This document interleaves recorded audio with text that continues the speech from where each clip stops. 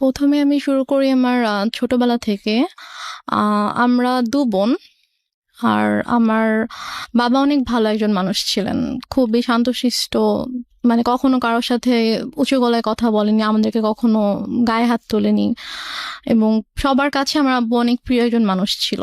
তো আমরা ২ বোনই আমার বাবার অনেক আদরের ছিলাম, স্পেশালি আমি। ছোটবেলায় যখন আমার ২.৫ বছর বয়স, তখন আমার বাবার অনেক বড় একটা অ্যাক্সিডেন্ট হয়। আব্বু অলমোস্ট ১১ মাসের মতো হসপিটালে ছিলেন। তখন থেকে আর কি আমাদের মোটামুটি আমাদের লাইফটা একটু চেঞ্জ হওয়া শুরু করে, যেহেতু আব্বু কাজ করতে পারতো না। তো দেখা যেত যে আমাদের মানে আমাদের গ্রামের বাড়িতে অনেক জমি জমা ছিল আর কি। তো সেখান থেকে আর কি আমাদের মেইন ইয়াগুলো আসতো, খরচ টরচ সবকিছু আসতো। তো প্লাস আমার আম্মু জব করতো।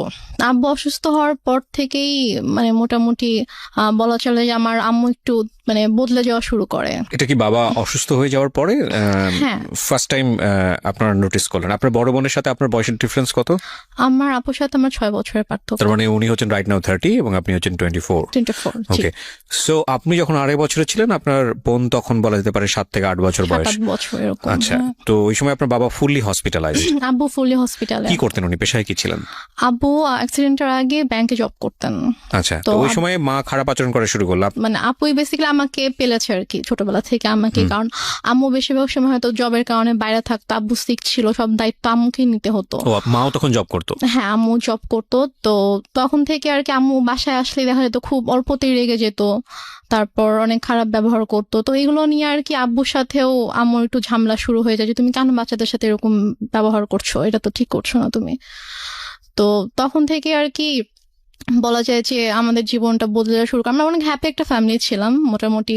অ্যাক্সিডেন্টটা কিসের অ্যাক্সিডেন্ট হয়েছিল? অ্যাক্সিডেন্টটা হচ্ছে আব্বু গ্রামের বাড়িতে যাচ্ছিল, আমাদের বাসা থেকে গ্রামের বাড়িতে যাচ্ছিল। তো তখন আর কি একটা ট্রাক এসে টেম্পু টাইপের যে ইয়াগুলো থাকে না, গ্রামে একটা জায়গা থেকে একটা জায়গায় যায়, ওইরকম একটা গাড়িতে আব্বু ছিল আর কি। একটা ট্রাক এসে উপরে উঠিয়ে দেয়।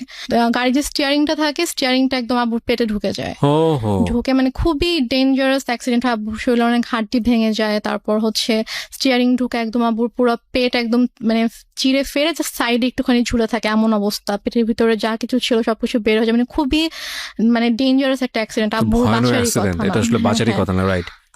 এখন আলহামদুলিল্লাহ আল্লাহ হায়াত দিয়েছিল জন্য আব্বু অ্যাক্সিডেন্টের পরে 14 বছরের মতো বেঁচে ছিল। হুম, বাট মানে যে অবস্থা ছিল আব্বু হাঁটতে পারতো না। আচ্ছা, আব্বুর 11 মাস পরে যখন আব্বুকে বাসায় নিয়ে আসা হলো, তখন আব্বু হাঁটতে পারতো না। আব্বু টোটালি হচ্ছে বিছানায় ছিল। তো আম্মু তখন আর কি আব্বুকে অনেক টেক কেয়ার করেছে। হুম, আব্বুকে হচ্ছে আমরা মানে যে ওয়াকার, বেবিরা যেরকম ওয়াকারে হাঁটে, আমরা ওরকম করে আব্বুকে নতুন করে আব্বুকে বসানো শিখাইতে হয়েছে, আব্বুকে দাঁড়ানো শিখাইতে হয়েছে, দেন ওয়াকারে করে আব্বুকে হাঁটাতে হয়েছে। তো তারপর যাই হোক অনেক বছর পার হলো। 2001-এ আমার বড় বোনের বিয়ে হয়ে যায়। আচ্ছা, আপুর খুব অল্প বয়সে বিয়ে হয়, তখন 14 বছর বয়স ছিল। তো মানে অনেক ভালো ছেলে পেয়েছিল, এই জন্য হয়তো মানে বিয়ে দিয়ে দেয় আর কি। 14 বছর বয়সে? হ্যাঁ, আপুর যখন 14 বছর আচ্ছা। বয়স। তারপর 2001-এ বিয়ে হয়, তারপর 2005-এ আপু দেশের বাইরে চলে যায় আচ্ছা, হাজবেন্ডের সঙ্গে। আপুর হাজবেন্ড দেশের বাইরে থাকতো। তারপর 2005-এ দেশের বাইরে চলে যাওয়ার পরে আমরা হচ্ছে তখন তো আমি একা একদম, আব্বু আম্মু আমি। এর মাঝে তো অনেক মানে কি বলবো, নিজের মা সম্পর্কে আসলে এভাবে কথাগুলো বলতেও আমার খারাপ লাগছে, তারপর বলতে হয়। 2005-এ আপু চলে যাওয়ার পর থেকে আর কি আম্মুর মানে ব্যবহারগুলো আরো বেশি খারাপ হওয়া শুরু করে আমার সাথে, আব্বুর সাথে। বাবা কি তখন জব করছে নাকি একদম ফুল ডে? বাবা বেসিক্যালি হচ্ছে যে অ্যাক্সিডেন্টের পরে বাবা জব করতো না, কারণ বাবা হাঁটা চলাই তো অনেক বছর করতে পারেনি। তারপর কি বাবার হচ্ছে যে কিছু মানে জায়গায় হয়তো টাকা দেওয়া ছিল বিজনেসের ইয়াতে, ওখান থেকে আসতো, প্লাস বাড়ি থেকে আসতো, ওভাবেই আর কি আমাদের সংসার চলছিল। তারপর 2006 সালে 2006 সালে আপনারা তখন কোথায়? আপনারা কি তখন ঢাকাতে না, নাকি? আমরা তখন ঢাকাতে না, আমরা তখন আমাদের বাড়িতে। বাড়িতে গেলেন কবে? বাড়িতে গিয়েছি আমরা হচ্ছে এক বছর একটু বেশি সময় হচ্ছে ঢাকায় ছিলাম। আচ্ছা, তারপর হচ্ছে তখন থেকে আমরা বাড়িতে মানে 96-এর কি মাসে অ্যাক্সিডেন্ট করেছিল সেটা আমার মনে নেই, বাট আমরা হচ্ছে 13-14 মাসের মতো ঢাকায় ছিলাম। তারপরে আর কি আমরা বাড়িতে চলে যাই। বাড়ি কোথায় চলে গেলেন? আমাদের বাড়ি হচ্ছে সিরাজগঞ্জ। সিরাজগঞ্জে চলে গেলেন। আচ্ছা, তো সিরাজগঞ্জে মানে হচ্ছে আপনার বাবার বাড়িতে চলে গেলেন? না, আমাদের বাসা, আমরা যে বাসাটা তখন আমরা ভাড়া থাকতাম, আমরা যে বাসাটা ভাড়া থাকতাম ওখানে। সো 1 বছর বাবার এখানে থেকে ট্রিটমেন্ট করাতে হয়েছে বাবাকে হ্যাঁ। শুধুমাত্র? তারপর আমরা সিরাজগঞ্জে চলে যাই, তো ওখানে আমাদের বাসা ছিল, ওখানে আমরা যাই, গিয়ে ওখানে থাকি আর কি। আম্মু কিছুদিন পরে হচ্ছে জয়েন করে, আম্মু আগেও জব করতো, ওই সেম জবটাতে আম্মু আর কি জয়েন করে। আচ্ছা। আর আব্বু হচ্ছে ওই টুকটাক, মানে বেশি তো হাঁটাচলা করা নিষেধ ছিল, বলেছিল যে যতটা সম্ভব রেস্ট নিতে। তো আব্বু এরকম মানে জবে আর যাওয়া হয়নি, তো টুকটাক বিজনেস করতে ভাবে চলতো আর কি আমাদের। তো তারপর হচ্ছে 2006 সালে একটা ঘটনা আমি দেখি আর কি, মানে আমি ঘুমাচ্ছিলাম, তো ঘুম থেকে উঠে আমি যখন আম্মুর মানে বেডরুমের দিকে যখন আমি গেলাম, তো গিয়ে আর কি আমি খুবই আপত্তিজনক একটা আমি দেখি। সো তারপর থেকে আর কি আমার আম্মুর প্রতি আপনার বাবা কোথায় তখন? আমার আব্বু তখন বাইরে ছিল। বাইরে বলতে? বাইরে হচ্ছে আব্বু ওই ব্যবসার কাজে আব্বু বাইরে গিয়েছিল, একটা শপ ছিল ওখানে আব্বুর, তো ওই শপে গিয়েছিল আর কি। আচ্ছা, সো আপনি যে আপত্তিকর অবস্থাটা দেখলেন, এটা কি বেসিক্যালি আপনি ফার্স্ট টাইম নোটিস করলেন এরকম হ্যাঁ, আমি মনে হয়? ফার্স্ট টাইম নোটিস করলাম এরকম Okay. কিছু। তো তখন আপনি স্কুলে পড়েন? তখন আমি মেবি ক্লাস 7-এ পড়ি। Okay, so স্কুলে পড়েন, হাই স্কুলে পড়েন। স্কুলে পড়ি হ্যাঁ। তখন আমি। তো তারপর ওটা দেখার পর থেকে আম্মু তো প্রচন্ড ভয় পেতাম, মানে দেখা যেত যে আম্মু কিছু একটা বললে অথবা একটু জোরে কথা বললে আমি ভয় পেয়ে যেতাম, বুকের ভিতরে কাঁপুনি শুরু হয়ে যেত যে এখন কি হবে কি হবে। তো তারপর ওই ঘটনাটার পর থেকে আমি জাস্ট রুমে ঢুকে যখন দেখেছি, সাথে সাথে আমি রুম থেকে বের হয়ে গিয়েছি আর কি, আমি আমার রুমে চলে গিয়েছি। তো তার কিছুক্ষণ পরে আম্মু এসেছে আমার রুমে, তো এসে আমাকে বলছে যে যা দেখেছো সেটা যেন বাবাকে না বলা হয়, যদি বলো তাহলে কিন্তু তোমার খবর আছে। আচ্ছা, মানে মা আপনাকে সবসময় এই ধরনের শাসনই করতো, সো শাসনই করতো। শাসনই করলো বিষয়টা নিয়ে। হ্যাঁ, আচ্ছা, শাসনই করলো। তারপর আমি তো আমি আগে বলেছি যে আমি প্রচন্ড ভয় পেতাম আম্মুকে, তো আমি আর কিছু বলি না, বাবা আসার পরও কিছু বলি না। তো তারপর এভাবেই চলছিল। এরপরও আরো কয়েকবার আমি এরকম ঘটনা আমার চোখের সামনে হয়েছে, কারণ ওই দিনে আমি দেখার পর থেকে আসলে আম্মুরও একটা ভয় কেটে যায় যে হ্যাঁ, আমি তো বাবাকে কিছু বলিনি, আমি কিছু বলবো না। তো আমার সামনে এরকম ঘটনা আরো অনেকবার হয়েছে, বাট আমি বাবাকে কিছু বলতে পারিনি আর কি। তো তারপরে গিয়ে আমরা 2007 সালে আমরা নিজেদের বাসা করি। হুম হুম, তো সিরাজগঞ্জে? হ্যাঁ, হুম। নিজেদের বাসা করি, নিজেদের বাসা করার পরে ওখানে আমরা শিফট হই। তো তারপর 2009 সালে হঠাৎ করে একদিন আমার আব্বু প্রচন্ড অসুস্থ, এবং তার যে পারিবারিকভাবে বেড়ে ওঠা, সেখানে সে ফোকাস করেছে। সেখানে যে ঘটনাটা আপনারা শুনেছেন, এটা একটা অনভিপ্রেত ঘটনা, কিন্তু একটা বিষয় অবশ্যই মনে রাখতে হবে, প্রত্যেকটা মানুষ যখন যে কাজ করে তার নিজস্ব একটা যুক্তি থাকে, তার নিজস্ব একটা লজিক থাকে। আমরা যেহেতু একটা সামাজিক জীব, আমাদের ধর্মীয় অনুশাসন আছে, আমাদের রীতিনীতি শিষ্টাচার মেনে চলতে হয়, সেটা পরিবারের মধ্যে আছে, সামাজিকতার জায়গাতে আছে। কিন্তু কিছু বিষয় থাকে যে বিষয়গুলো হয়তো এভাবে কখনোই ফোকাস করা হয় না, এবং ফোকাস করার প্রয়োজনটা কি সেটাও হয়তো মনে করেন না অনেকেই। কেন আজকে রেহনুমার জীবন গল্পটা এখানে প্রচার করা হচ্ছে? আমরা মনে করি শুধু রেহনুমা একটা মেয়ে না, রেহনুমার মতো একটা ছেলেও পরিবারে অনেক সময় অনেক ধরনের ডিফিকাল্টিস ফেস করতে পারেন, যেটা সেই বয়সে ভয়ানক রকমের একটা মানসিক চাপ হতে পারে তার জন্য। হয়তো আর্থিকভাবে সচ্ছল একটা পরিবার, হয়তো বলা যেতে পারে যে সবকিছুই আছে, ঠিক আছে, সবকিছুই আছে, কিন্তু বাবা মায়ের মধ্যে যে স্বাভাবিক সম্পর্কটা সেটা হয়তো বা সে পাচ্ছে না, কিংবা সে এমন কিছু একটা দেখে ফেলেছে যেটা তার বয়সে সে কোনোভাবেই মেনে নিতে পারছে না, এবং সেটা বিপজ্জনক হয়ে যেতে পারে তার বড় হয়ে ওঠার জন্য, ভয়ানক রকমের ইম্প্যাক্ট তৈরি হতে পারে, যেটা আমরা অনেক সময় বাইরের দেশের অনেক নামি দামি অ্যাওয়ার্ড পাওয়া মুভিতে দেখি। আমি শুধু আজকের এই ঘটনাটা এই কারণে ফোকাস করতে চাচ্ছি আপনাদেরকে, যে একটা ভয়ানক রকমের একটা প্রতিকূল অবস্থার মধ্য থেকেও একটা মানুষ চেষ্টা করলে, তার যদি ইচ্ছা থাকে, তাহলে সে নিজেকে একটা জায়গায় দাঁড় করাতে পারে। আসলে কি গল্প সেটা বলছে? একটু সামনের দিকে আগাতে চাই। আমি বারবারই বলি, গল্পে কাউকে, কোনো ক্যারেক্টারকে, আমাদের যেই গল্পগুলোর মানে ওর যে গল্পটা বলছে সেখানে যাদের রেফারেন্স এখানে আসবে তাদের প্রত্যেকের প্রতি আমাদের সমান সম্মান, এবং ওর জীবনে ঘটে যাওয়া, ওর অ্যাঙ্গেল থেকে দেখা কোনো একটা ঘটনা, সেটা ওর জন্য পজিটিভ কিংবা নেগেটিভ, কিন্তু যাদের জীবনে জিনিসগুলো ঘটেছে সেটা তাদের জীবনে কখনো পজিটিভ কখনো নেগেটিভ, তাদের গল্পগুলো যদি আমরা আনতে পারতাম তাহলে হয়তো বিষয়টাকে অন্যরকম ভাবে আপনার কাছে ধরা দিত। সুতরাং আমাদের এই গল্প থেকে কাউকে হেট করার নেই, আমরা বরং ম্যাচিউরলি অ্যাক্ট করি, আমরা বরং গল্পটাকে আমাদের চিন্তার জায়গাটা থেকে একটু রেসপেক্টের চোখে দেখি। কারণ আপনি যেটাকে অন্যের সমস্যা মনে করছেন সেই সমস্যা কিন্তু আপনারও হতে পারে, ঘটনায় ছিলাম, জি। রাইট? হ্যাঁ, বলুন তারপর। 2009 সালের মে মাসে আব্বু হঠাৎ করে অসুস্থ হয়ে যায়। আচ্ছা।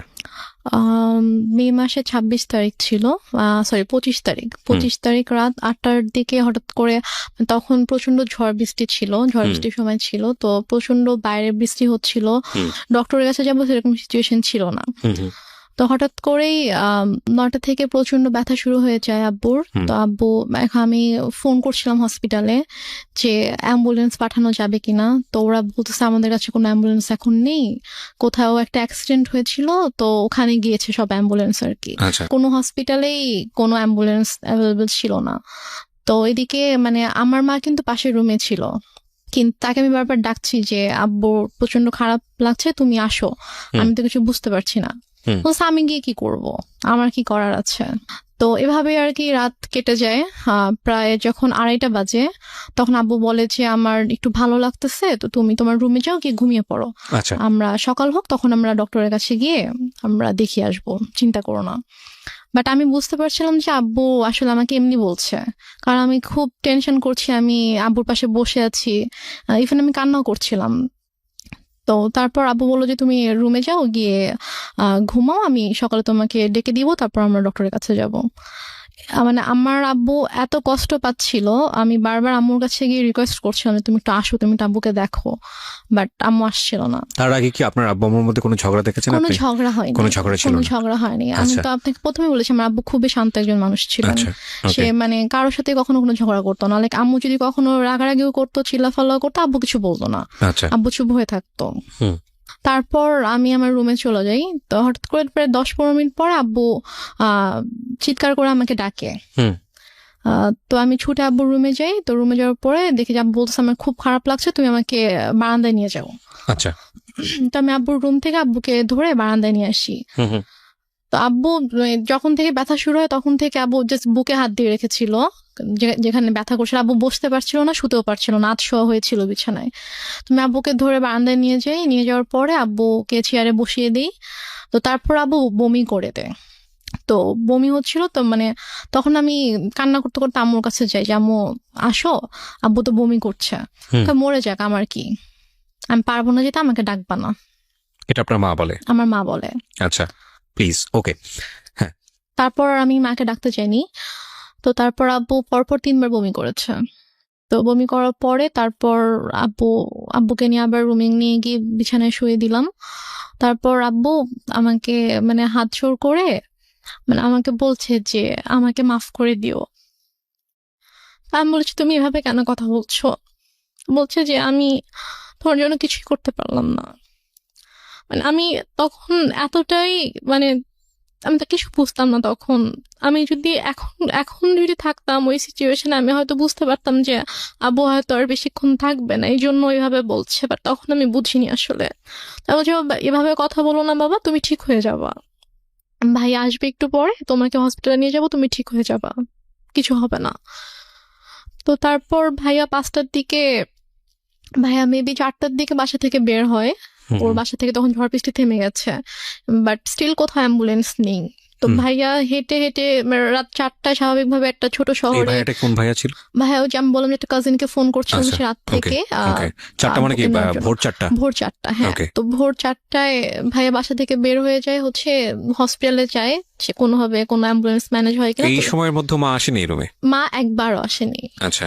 পরে একটা রিক্সায় আমি উঠি, আর একটা রিক্সায় বাবাকে নিয়ে ভাইয়া উঠে আব্বুকে হসপিটালে নিয়ে যাই। তো নিয়ে যাওয়ার পরে ওখানকার ডক্টররা চেক করার পরে বলছে যে একটা মাইনর স্ট্রোক হয়েছে। আচ্ছা। বাট যদি সময় মতো আনতে পারতেন হয়তো অবস্থা এখন খুবই মানে একটু ক্রিটিক্যাল হয়ে গেছে।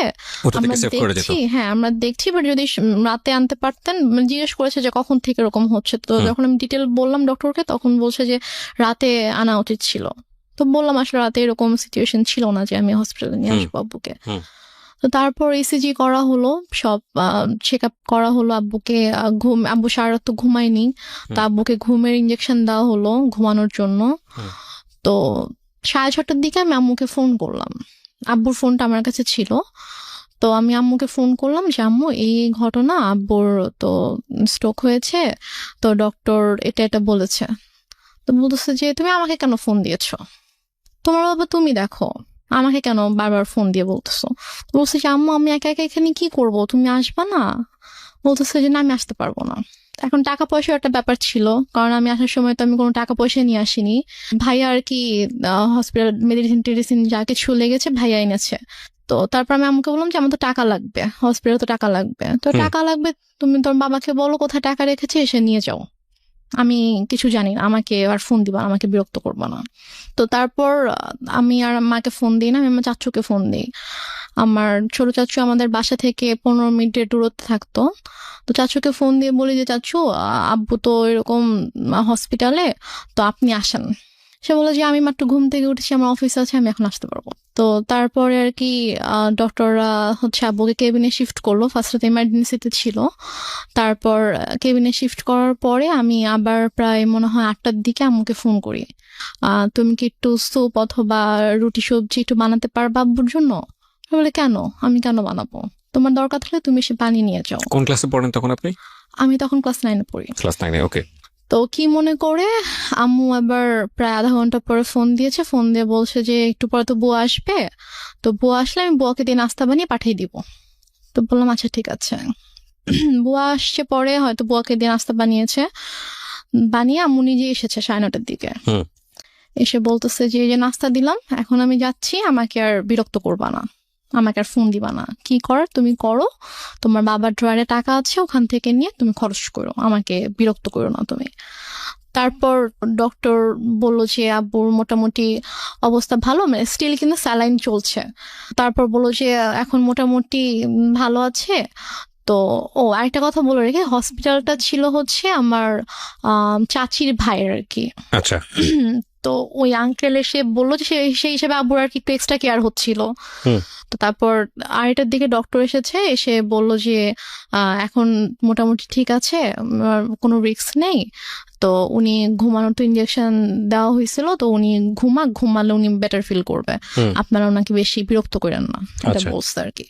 তো বলার পরে তো আম্মু বললো যে ঠিক আছে, আমি তো সারাদিন ছিলাম, আমি এখন চলে যাই, তুমি থাকো। আমার সাথে আমার একটা ভাগিনা ছিল, মানে ও আর আমি সেম এজেরই ছিলাম। তো আমি আর ও হসপিটালে ছিলাম, তো আম্মু চলে গেল।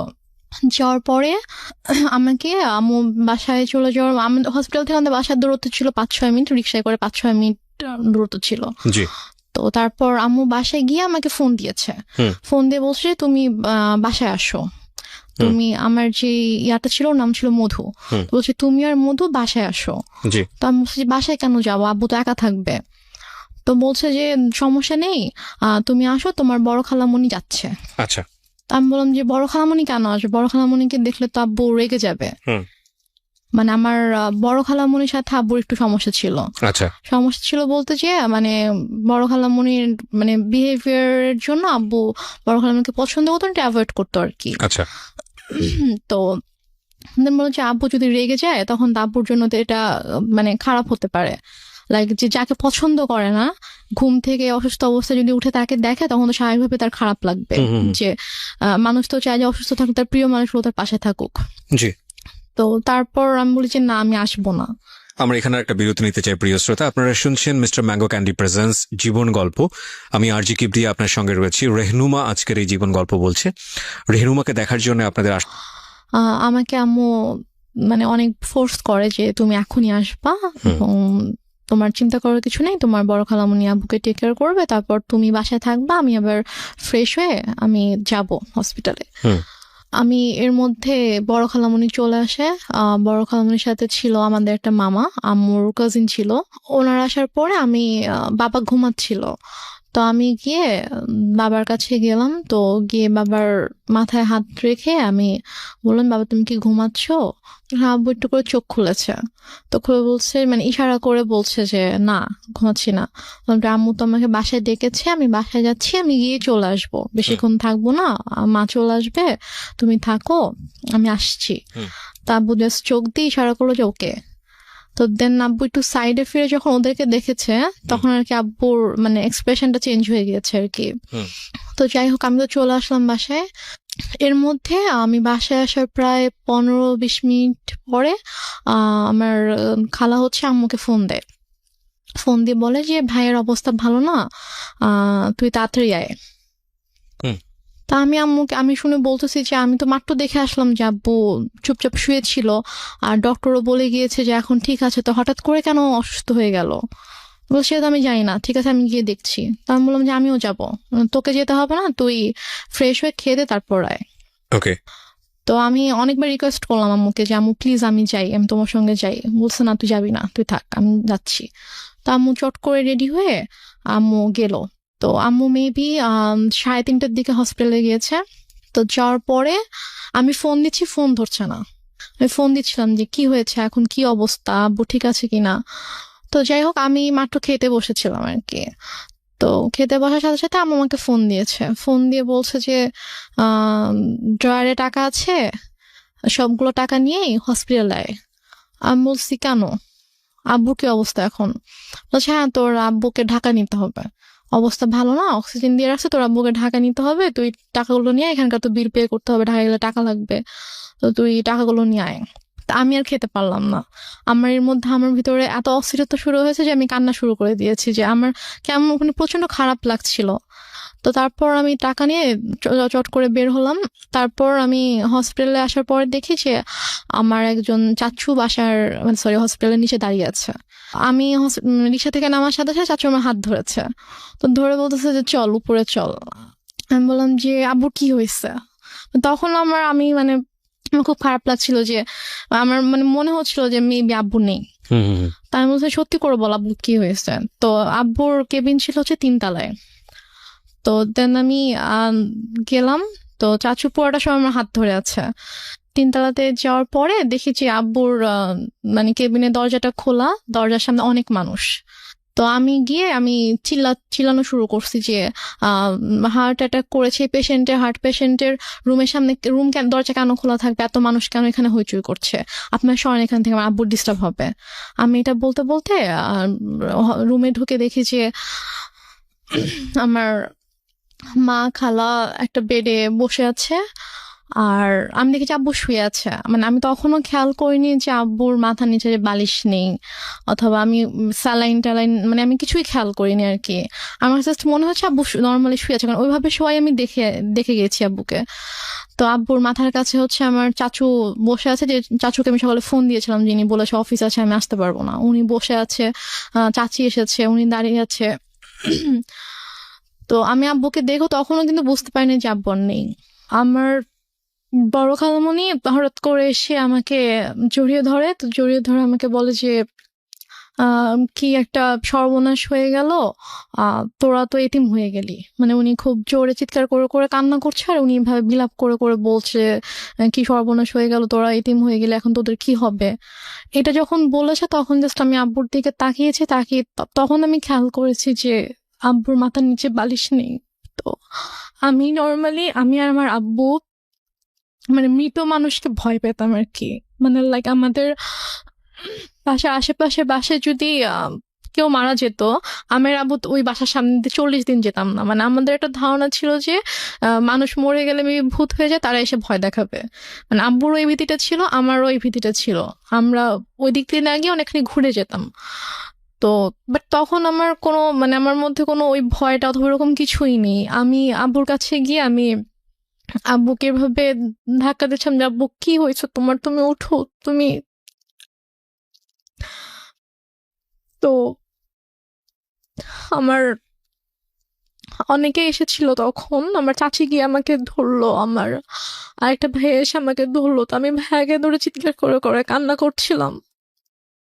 বাট আমার আম্মুর একটু কান্না করেনি। আমার আম্মু চুপ হয়ে বসে আমাকে বলতেছে যে এভাবে কান্না করার কি আছে। Are you sure? আমাকে বলতেছে, আমি যখন আমাকে বসাই দিছে আম্মুর পাশে, আমাকে বসাই দিছে আমার ভাইয়া। তো বলতেছে যে এভাবে কান্না করতেছো কেন, এভাবে কান্না করার কি আছে, টাকা আনছো টাকা দাও। আমি জাস্ট অবাক হয়ে তাকিয়েছিলাম যে মানে সামনের বেডে আব্বু এভাবে পড়ে আছে, আর সে আমার সাথে এভাবে কথা বলছে। তারপর আমি অনেকক্ষণ চুপ করে বসেছিলাম। আমার সাথে ব্যাগ ছিল, নিজেই আম্মু ব্যাগটা নিল, নিয়ে যে ভাইয়াটা সকালে আব্বুকে হসপিটালে নিয়ে আসছে ওকে বললো যে যা গিয়ে বিল পে করে হসপিটালে ঝামেলা শেষ করে একটা অ্যাম্বুলেন্স ঠিক কর, নিয়ে যেতে হবে। তো এর মাঝে আমার আপু ফোন করছে, আপু ঘুমায় ছিল, তো ঘুম থেকে উঠতে পরে ভাইয়া যখন বলছে যে আব্বু অসুস্থ হসপিটালে, তুমি আমাকে ফোন করো। আমার পাশে বসে ফোন ধরে বলতেছে যে তোমার আব্বুকে ঢাকায় নিয়ে যাচ্ছি আমরা। না, সেটা হয়তো আপনি ইজিলি ব্যাক করতে পারেন, সেই জন্যই সে বলেছে, পরে হয়তো সময় নিয়ে বলবে। আমি বলি এটা কেন বলেছে, আমি শুনলেই বুঝতে পারবেন। হ্যাঁ। তো তারপর হসপিটালে আমিও গেলাম ভাইয়ার সাথে ফর্মালিটিস করতে। তো ও টাকা পে করার পরে তো ওদের আব্বুর যেটা ফাইল ছিল, লাইক হচ্ছে সকাল থেকে হচ্ছে যে টেস্ট গুলো হয়েছে, প্রেসক্রিপশন, এগুলোর একটা ফাইল থাকে।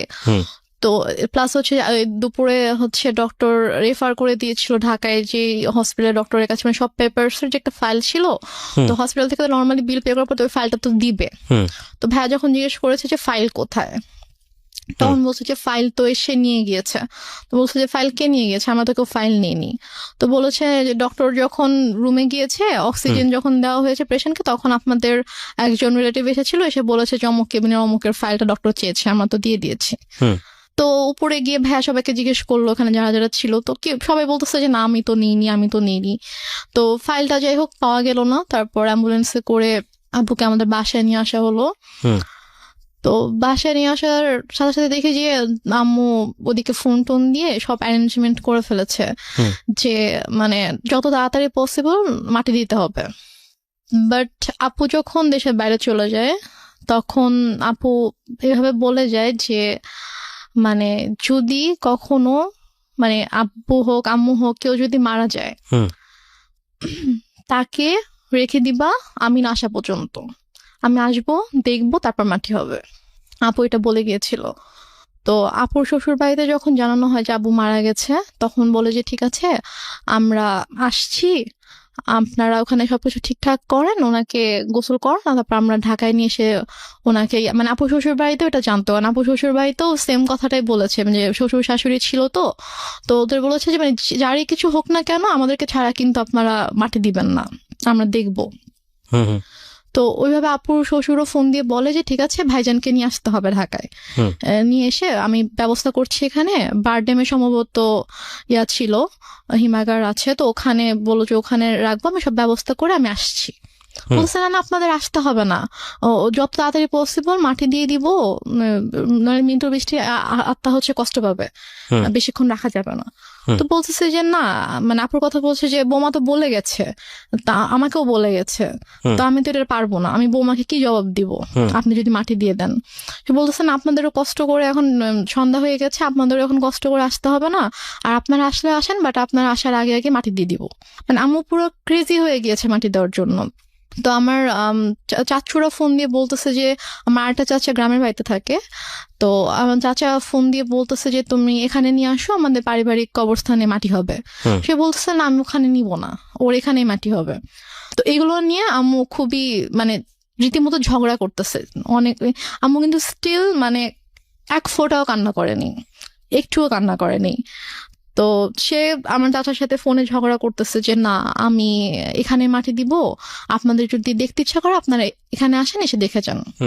কোনোভাবে রাজি করাতে পারতেছে না যে না পারিবারিক কবরস্থানে তার মাটিটা হবে। ওইদিকে আপু বারবার ফোন করে বলতেছে যে তুমি একটু আব্বুর সাথে কথা বলায় দাও। তো বলছে এখন তো কথা বলতে পারবে না, এখন তো হচ্ছে যে কি অক্সিজেন দিয়ে রাখছে এটা সেটা এগুলো বলতেছে। বলছে যে ও আব্বুকে বলছে যে আমি এখন অ্যাম্বুলেন্সে। তো বলছে ঠিক আছে আব্বু কথা বলতে না পারলেও সমস্যা নেই, তুমি আব্বুর কানের কাছে ফোনটা নাও, আমি আব্বুর সাথে কথা বলে আব্বু বেটার ফিল করবে, আব্বুর ভালো লাগবে আমার ভয়েস শুনলে। সে বলতেছে না এখন না, আমি হসপিটালে যাই তোমার সাথে কথা বলে দিব। তো এভাবে ওদিকে আপুকে এভাবে হ্যান্ডেল করতেছে, তারপর হচ্ছে আমার চাচার সাথে ঝগড়া করতেছে এবং মাটি দেওয়ার জন্য খুবই পাগল হয়ে গেছে। মানে আপনার কথা অনুযায়ী যদি আপনি সবকিছু মেনে নেই, তাহলে বলতে হবে যে সে এককভাবে সিদ্ধান্ত নিচ্ছে, একটা স্বেচ্ছাচারী আচরণ যেটাকে বলে, সে কারো কথাই শুনছে না। লাইক একজন মহিলার যে হাজবেন্ড মারা গেলে তার যেরকম বিহেভিয়ার থাকা উচিত ওরকম কিছু ছিল না আমার মাঝে। অনেক বেশি ডেসপারেট ছিল to establish her decision. Yeah exactly. Okay. তো তারপর সবাই বুঝায় যে এরকম করার কিছু নেই, আপনি একটু শান্ত হন, যেহেতু তার বাবা মা ভাই সবার কবর ওখানে, সো ওনার ভাইরাও চাচ্ছে ওনাদের কথাটা আপনাকে মানতে হবে। তো সবাই বোঝানোর পরে গিয়ে উনি আর কি বলে আচ্ছা ঠিক আছে। দেন আব্বুকে গোসল করানো হয়। করানোর পরে রাত 8টার দিকে সম্ভবত অথবা 8টার পরে আব্বুকে একটা ট্রাক নিয়ে আসা হয়। মানে আমাদের বাসা থেকে আমার দাদুর যে গ্রাম ওটা 1 ঘন্টার দূরত্ব ছিল আর কি। জি।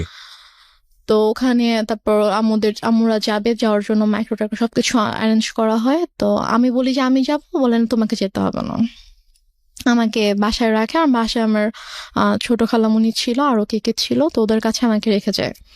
রেখে আম্মু চলে যায় ওদের সাথে গ্রামের বাড়িতে মাটি দেওয়ার জন্য। আচ্ছা।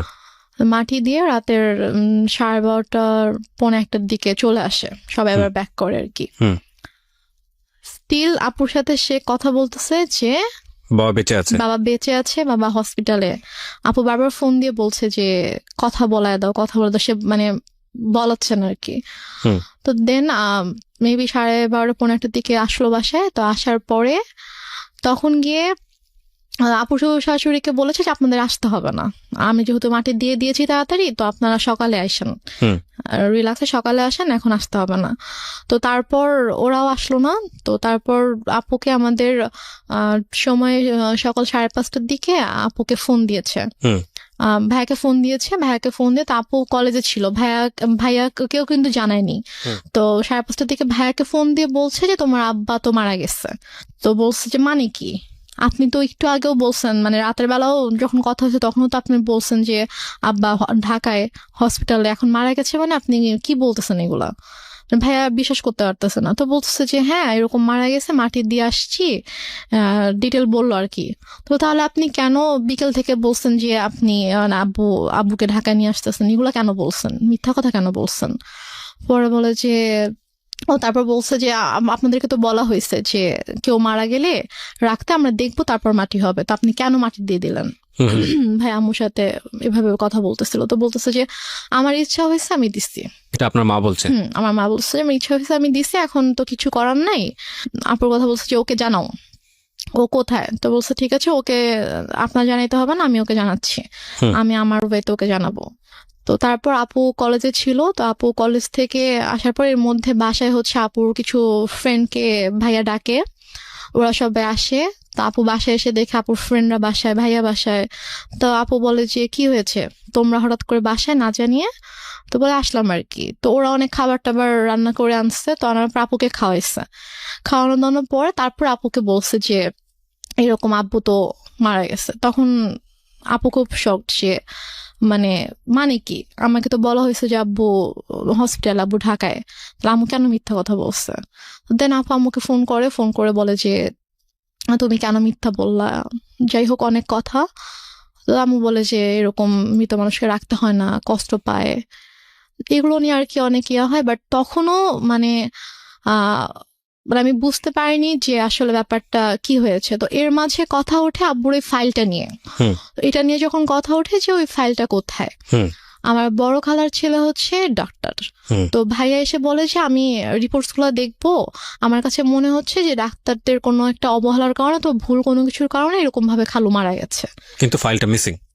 হ্যাঁ, তো এই জন্য ওরা হসপিটাল থেকে ফাইলটা মিসিং করে দিয়েছে। আমরা একটা বিষয় একটু বলি প্রিয় শ্রোতা, আজকের এই গল্পটা একটু যে জায়গাটা এখন দাঁড়িয়ে আছে সেটা সামনের দিকে গিয়ে পুরোপুরি অন্যদিকে মন নেবে, because I know the story. এবং এইটুকুতে যদি নাটক বা সেই নামে ট্যাগ করা আছে।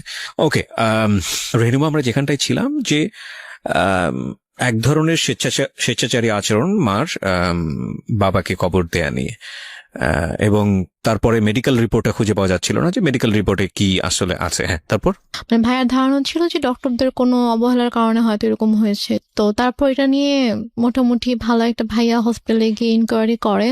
তো ওরা সেম রিপ্লাই দেয় যে আমাদের কোনো ফল্ট নেই, কেউ নিয়ে গিয়েছে, আপনাদের রিলেটিভের মধ্যে থেকে কেউ ফাইলটা নিয়ে গিয়েছে। আচ্ছা। তারপর তো আম্মুর এই ব্যাপারটা নিয়ে আসলে কোনো ইয়া ছিল না, যে বলতেছে যে তোদের এত বাড়াবাড়ি কেন করতেছিস, কি দরকার খামাখা, মারা গেছে আল্লাহর জিনিস, আল্লাহ নিয়ে গেছে, তো কেন ওদেরকে দোষারোপ করে তো লাভ নেই, খামাখা ফাইল হারাইছে, ফাইল দেখে এখন কি হবে, ওই ফাইল আর তো এখন কোনো দরকার নেই। তো তারপরও আর কি আমিও তখন ইয়া করি যে না আসলে এটা তো দরকার, ডক্টরদের কারণে হয়তো এরকম কিছু হয়েছে। তো তারপর গিয়ে আর কি এটাকে নিয়ে আর তেমন ইয়া হয়নি। তো হসপিটালে ওরা বলেছিল যে আপনাদের ওই দিন যেসব রিলেটিভরা ছিল সবাইকে যদি মানে আমাদের সামনে আনতে পারেন, মানে রিসিপশনের জিনিস ছিল, উনি বলেছে যে তাহলে আমি চিনে ফেলবো কে ছিল। উনি বলেছে যে আমি জিজ্ঞেস করেছিলাম যে মানে কে ছিল, মানে ছেলে ছিল নাকি মেয়ে ছিল, তো উনি বলছে একজন মহিলা ছিল। তো উনি এসে বললো যে অমুক কেবিনের অমুক পেশেন্টের হচ্ছে আমি রিলেটিভ, তো ডক্টর ফাইলটা চেয়েছে, ফাইলটা দেন তাড়াতাড়ি। তো ফাইলটা পরে নিয়ে গিয়েছে। তো যাই হোক, তো তারপর এটা নিয়ে আর কোনো ইয়া হয়নি। আম্মুকে যখন বললাম যে চলো তাহলে আমরা সবাইকে নিয়ে যাই ওখানে যেদিন ছিল, বলতেছে যে না আমরাই তো ছিলাম, আমরা তো কেউ যাই নাই। বলছে যেতে সমস্যা কোথায়, চলো। আমি বলছেন আমি যাবো না। এটা নিয়ে এক পর্যায়ে আমার সাথে অনেক বড়ই সিন ক্রিয়েট হয়েছে, অনেক কথা কাটাকাটি হয়েছে। ভাইয়াও বলেছে যে খালা চলো, কি সমস্যা, তো সে বলছেন আমি যাব না। তো ওই হসপিটালে মূলত ছিল যে আমাদের ফ্যামিলি ডক্টর যেটা থাকে, তো ডক্টর এখানকার ছিল, আমাদের কিছু হইলে আমরা ওই হসপিটালতে যেতাম আর কি। তো তারপর থেকে আমার ওই হসপিটালে যায় না। আচ্ছা, মানে কোনো প্রবলেম হলে আর ওই হসপিটালে যায় না, সে ডক্টর চেঞ্জ করে ফেলছে, হসপিটাল চেঞ্জ করে ফেলছে। তো তারপর যাই হোক এটা নিয়ে আর কোনো কথা কাটাকাটি হয়নি, কিছু হয়নি, শেষ হয়ে গেল ব্যাপারটা। তো তারপর থেকে আব্বু মারা গেল হচ্ছে মে মাসে।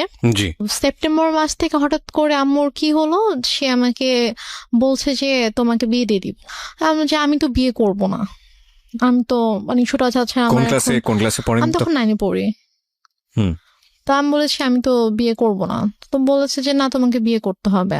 আমি বলেছি যে কেন, তোমার দায়িত্ব আমি নিতে পারতেছি না। একটু একটা মিনিট, মানে টু বি অনেস্ট, যে জিনিসটা আমার জানার আছে সেটা হচ্ছে যে আপনি তো মোটামুটি গল্পের যে গ্রাফটা মেনটেন করছেন তাতে বোঝাই যাচ্ছে যে আপনার সঙ্গে আপনার মায়ের একটা সম্পর্ক, এই সম্পর্কটা স্বাভাবিক সম্পর্ক ছিল না, এটা একটা বৈরী সম্পর্ক। এবং আপনার বোন চলে গেল কানাডাতে, আপনারা 2 বোন, বাবা তো মারাই গেল, এবং ইন দ্য মিন টাইম আপনারা সিরাজগঞ্জে বাড়ি করেছেন। তার মানে ওই বাড়ি বলতে আপনারা কয়টা, আপনার পুরো একটা ফ্ল্যাটে আপনি এবং আপনার মা, এবং আপনি তখন ক্লাস 9-এ পড়ছেন। 2-3টা বিষয় এখানে নোট করার মতো, প্রিয় শ্রোতা। একটা হচ্ছে যে ওর মার বয়সও কিন্তু তখন অনেক অল্প বয়স, 1। 2 নম্বর হচ্ছে যে মা সাথে সন্তানের সম্পর্কটা স্বাভাবিক না, এবং শুধু ওর সাথে না, ওর কথা অনুযায়ী ওর বড় বোনের সঙ্গে স্বাভাবিক না। এবং ও যে বিষয়গুলো দেখেছে সেটার পরে ওর সাথে ওর মার একটা সম্পর্কে ভীষণ রকম দূরত্ব তৈরি হয়েছে মানসিকভাবে, সেটাই স্বাভাবিক। অ্যান্ড সবচেয়ে বড় ইম্পর্টেন্ট যে বিষয়টা সেটা হলো যে ও ক্লাস 9-এ পড়ে, তার মানে হচ্ছে তখন ওর বয়ঃসন্ধিকাল চলছে। সো বয়ঃসন্ধিকালটা হচ্ছে কোনো ছেলে এবং কোনো মেয়ের জন্য সবচেয়ে ডেঞ্জারাস টাইম। ওই সময়টাতে রাতারাতি দেখবেন একটা ছেলে এবং একটা মেয়ের মধ্যে বেশ কিছু জিনিসের পরিবর্তন আসে, শারীরিক পরিবর্তনের পাশাপাশি ভয়ঙ্করভাবে মানসিক পরিবর্তন আসে। এবং এই জন্যই দেখবেন যে ক্লাস 7-8-এ চলে গেলে হঠাৎ করে ছেলেরা কিংবা মেয়েরা ধাম করে বড় হয়ে যায়।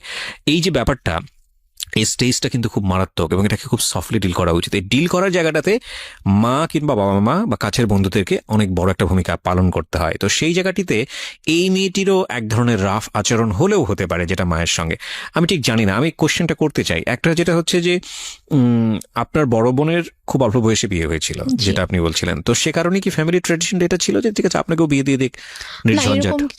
বরং উল্টো তো হওয়া উচিত, কারণ যেহেতু আপনাকে বিয়ে দিলে আপনার মা একা হয়ে যাবে একদম। সো আপনাকে বরং বিয়ে একটু বয়স হলেই দেওয়াটা স্বাভাবিক। আমি বরং যেটা দেখতে পাচ্ছি যে উল্টো ছিল। তার মানে আপনার আচরণ কি এমন ছিল আপনার মায়ের প্রতি যে আপনার মা আপনাকে সহ্য করতে পারছে না? এরকম কিছু ছিল না, কারণ আমি প্রথম থেকে বলে আসছি যে আম্মুকে দেখে প্রচন্ড ভয় পেতাম।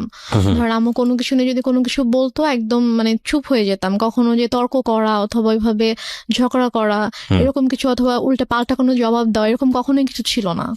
ওই কয়েকটা মাস আমার মানে এমন কেটেছে যে আব্বুর জন্য, আব্বুকে এত বেশি মিস করতাম এবং ওই রাতটার কথা মনে পড়ে।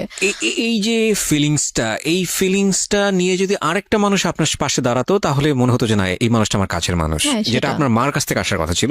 আপনার কথা অনুযায়ী আপনার মা ওই সময়টাতে খুবই স্বাভাবিক ছিলেন, তার মানে ওইটা আপনার কাছে আরো বেশি কষ্টদায়ক মনে হচ্ছিল। বলুন তারপর। যারা এসেছে তারাই কিন্তু আমাকে সান্ত্বনা দিয়েছে, বাট আমার মার থেকে আমি কোনো সান্ত্বনা পাইনি। তো আমি আসলে অনেক বেশি মানে একা হয়ে গিয়েছিলাম। তো সেই একাকিত্ব থেকে আমি আর কি ঘুমাতাম না। তো যাই হোক, তো সেপ্টেম্বরের দিকে হঠাৎ করে আম্মু একদিন আমাকে বলে যে দেখো আমার অনেক ঝামেলা হচ্ছে। ব্যাপারটা এরকম না যে আম্মু আমার দায়িত্ব নিতে পারছে না যে আমার জন্য আম্মুর খরচ হচ্ছে, আমার খরচ কিন্তু আপুই পাঠাতো।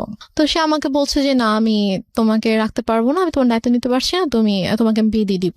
তা আমি বলি ঠিক আছে, আমি আপুর সাথে কথা বলতে চাই, তোমার যদি খুব বেশি সমস্যা হয় তাহলে আমি আপুকে বলি, আপু আমাকে হোস্টেলে পাঠিয়ে দিক। আচ্ছা, তো বলেছে না, আপুকে বলা যাবে না।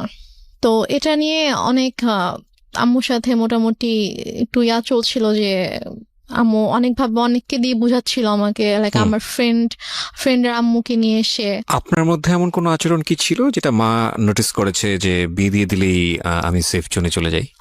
আমার মধ্যে আচরণ বলতে আমি তো বাসা থেকে লাইক বের কোনো হতাম না। মেল ফ্রেন্ডের সঙ্গে না। টাইম পাস করা, যেহেতু বাবা নাই সো ডেসপারেটলি মাকে অ্যাভয়েড করে অন্য কোনো দিকে যাওয়া? না না, আমার ওরকম কোনো মেল ফ্রেন্ড ছিল না যাদের সাথে হয়তো আমি বাইরে, আমি গার্লস স্কুলে পড়তাম, তো আচ্ছা। আমার ওরকম মেল কোনো ফ্রেন্ড ছিল না। ওকে, তো আমার যা ফ্রেন্ড ছিল, আমার যে বেস্ট ফ্রেন্ড ছিল ও আমাদের পাশের বাসারই ছিল আর কি। ওকে, ও আরেকটা কথা বলি যে আমরা যে এলাকাটায় বাসা করেছিলাম ওইখানে আমার জন্ম হয়, মানে আমার যখন জন্ম হয় তখন আমরা ওই এলাকাতেই থাকতাম, বাট ভাড়া থাকতাম। তো পরবর্তীতে গিয়ে আমরা ওখানে বাসা করেছিলাম।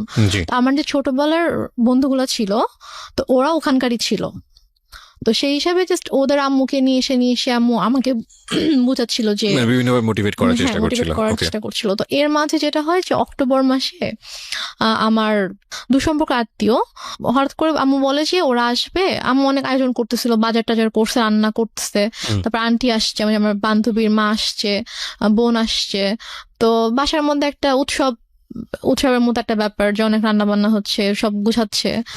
তো আমি তখনও বুঝতে পারিনি যে গেস্ট গুলা কারা অথবা কেন আসছে, মানে আপনাকে দেখতে আসছিল। Okay. এক্স্যাক্টলি। তো তারপর তারা আসলো। আসার পরে আমাকে তাদের সামনে, আমি তো যাবই না, কোনোভাবেই যাব না, আমাকে জোর করে নিয়ে গেল। তো নিয়ে যাওয়ার পরে তো আমি গিয়ে যখন দেখলাম যে কে ছেলে, কারণ আমি হচ্ছে আমাদের বললাম যে দুসম্পর্ক আত্মীয় ছিল, তো আমি ছেলের বড় ভাইকে চিনতাম, আমাকে মামা বলে রাখতাম। জি। তো তারই ভাই, সে সিঙ্গাপুরে থাকতো এবং সে অনেক টাকা পয়সার মালিক ছিল। এবং ছেলেটা মানে মানুষের সবাই আল্লাহর সৃষ্টি, কারো চেহারা নিয়ে খারাপ কথা বলতে চায় না, তো বলতেও হয় না। তারপর আমি জাস্ট বলছি যে ছেলেটা অনেকটা লম্বা ছিল, লাইক সে দেখতে এক কথায় যে সে জাস্ট নিগ্রোদের মতো ছিল, নিগ্রোদের যেরকম অনেক কালো হয়, যে ওরা দেখতে যেরকম হয় এক্স্যাক্টলি দেখতে ওরকম ছিল অনেকটা। তা আমি জাস্ট গেলাম, যাওয়ার পরে আমি যখন দেখলাম, তো দেখে আমি সাথে সাথে তো আমি রুম থেকে চলে আসছি। ওকে। তারপর আম্মু আমার রুমে আসলো যে তুমি এরকম বেয়াদবের মতো উঠে কেন চলে আসলা। আমি বললাম যে আমি ওখানে কেন থাকবো, তুমি তো আমাকে জোর করে নিয়ে গিয়েছো, আর তুমি ছেলের অবস্থা দেখছো কিরকম। তো পরে বলতো বিষয়টা কিরকম, যে ছেলেটাকে পছন্দ হলে আপনি বিয়ে করে ফেলতেন? না, পছন্দ হলে যে বিয়ে করতাম সেটা না, আমি বলছি যে তোমার কি মানে এতটুকু মানে নেই যে তুমি এরকম একটা ছেলের সাথে আমাকে বিয়ে দেওয়ার জন্য নিয়ে আসছো, মানে তোমার রুচিবোধে কিভাবে এটা করলো যে তুমি এরকম একটা ছেলের সাথে আমাকে বিয়ে দিবা, এরকম একটা ছেলের সাথে তুমি আমাকে বিয়ে দিতে চাও। আচ্ছা, এই জন্য আর কি। ছেলেকে পছন্দ হলে যে আমি বিয়ে করতাম ব্যাপারটা এরকম না, কারণ বিয়ের কোনো চিন্তা ভাবনা আমার মাথায় ছিলই না। তো তারপর তো আমি ওখানে আর গেলাম না, ওদের সামনে আর গেলাম না, অনেক ফোর্স করলো। দেন ওরা বিকেলে চলে গেল। তো যাওয়ার পরে আমাকে ওই আমার আন্টি তারপর আম্মু সবাই মিলে বুঝাচ্ছে যে সোনার চামচ হচ্ছে বাঁকা হলেও ভালো, ছেলে না হয় দেখতে একটু খারাপ, বাট স্টাবলিশড একটা ছেলে, সিঙ্গাপুরে অনেক কিছু করেছে, তার অনেক টাকা পয়সা, তো সমস্যা কি। ওকে। ছেলে বয়স অনেক বেশি ছিল, 40 আপ ছিল। আপনি তখন ক্লাস 9-এ পড়েন? তখন ক্লাস 9-এ পড়ি, মানে 14 থেকে 15 বছর বয়স সর্বোচ্চ। তো তারপর গিয়ে যাই হোক, এটা নিয়ে আমি বললাম যে আমি কোনোভাবেই বিয়ে করবো না, আমাকে আপুর সাথে কথা বলতে দাও, আমি এখান থেকে চলে যাবো, আমি তোমার কাছে থাকবো না, কিন্তু আমি বিয়ে করবো না। আচ্ছা। বাট আম্মু কোনোভাবে আপুর সাথে আমাকে কথা বলতে দিচ্ছে না। ফাইন, আমরা এই জায়গাটা একটা বিরতি নিতে চাই প্রিয় শ্রোতা। গল্পের মোড়টা কিন্তু ঘুরে গিয়েছে এবং গল্পের মোড় আরো ঘুরতেই থাকবে। রাত 2টো পর্যন্ত আপনার সঙ্গে আমরা আছি। আপনারা শুনছেন মিস্টার ম্যাঙ্গো ক্যান্ডি প্রেজেন্স জীবন গল্প। রেহনুমা হচ্ছে আজকে আমার গেস্ট। আমি আরজি কিবরিয়া আপনার সঙ্গে রয়েছি এবং ঢাকা এফএম সারা বাংলাদেশ ব্যাপী এই মুহূর্তে কান পেতে আছেন আপনারা, আমরা জানি। দেশের প্রত্যন্ত অঞ্চল থেকে আপনারা আমাদেরকে শুনতে পাচ্ছেন। প্রতিটি জীবন গল্পই কোনো না কোনোভাবে আমাদেরকে কোনো কিছু শেখায়। এক একটা গল্প আমাদেরকে এক একটা পথ তৈরি করে দেয়। এবং আমি খুব খুশি হই যখন আমি দেখি যে বিভিন্ন জায়গা থেকে ফোন আসে এবং আমাকে বলে যে ভাইয়া ওই জীবন গল্পটা আমার জীবনটাকে চেঞ্জ করে দিয়েছে। আসলে আমরা যদিও বলি এটা একটা এন্টারটেইনিং শোতে ফিলিংস অনেক বড় একটা ফ্যাক্ট। মনের মধ্যে ধাক্কা দিতে হবে যে কখনো দুঃখ, কখনো আনন্দ, কখনো কষ্ট, এই ফিলিংসের জায়গাগুলো যেন গল্পে থাকে। কিন্তু আমি শুধু এই তখন থেকে আম্মুর সাথে আমার একটু মানে আরো বেশি আর কি দৌড় সৃষ্টি হয়ে যায়, একটু ঝামেলা হতে থাকে যে কেন বিয়ে করবি না, বিয়ে নিয়ে আম্মু খুবই আর কি ফোর্স শুরু করে। তো এক পর্যায়ে যেটা হয় যে একদিন আম্মু মানে হাত কেটে ফেলে আর কি, মানে ছুরি দিয়ে হাত কেটে ফেলে, মানে বিয়ের ব্যাপারটা নিয়ে জিদ করে, হ্যাঁ যে বিয়ে করবি না এটা নিয়ে সিঙ্গেট করে, তুই যদি বিয়ে না করিস আমি সুইসাইড করবো, আমি মারা যাবো। আচ্ছা, তা আম্মু হাত কেটে ফেলে। তো ওই দিন আর কি আমি খুব ভয় পেয়ে যাই। ভয় পেয়ে বলে আচ্ছা ঠিক আছে আমি বিয়ে করব। তো তারপর আম্মু আবার ছেলে দেখতে শুরু করে। তো এর মাঝে আমার একটা বান্ধবীর হচ্ছে কাজিন, তো তার সাথে আমার দেখা হয়েছিল। তো সে আমাকে পছন্দ করতো।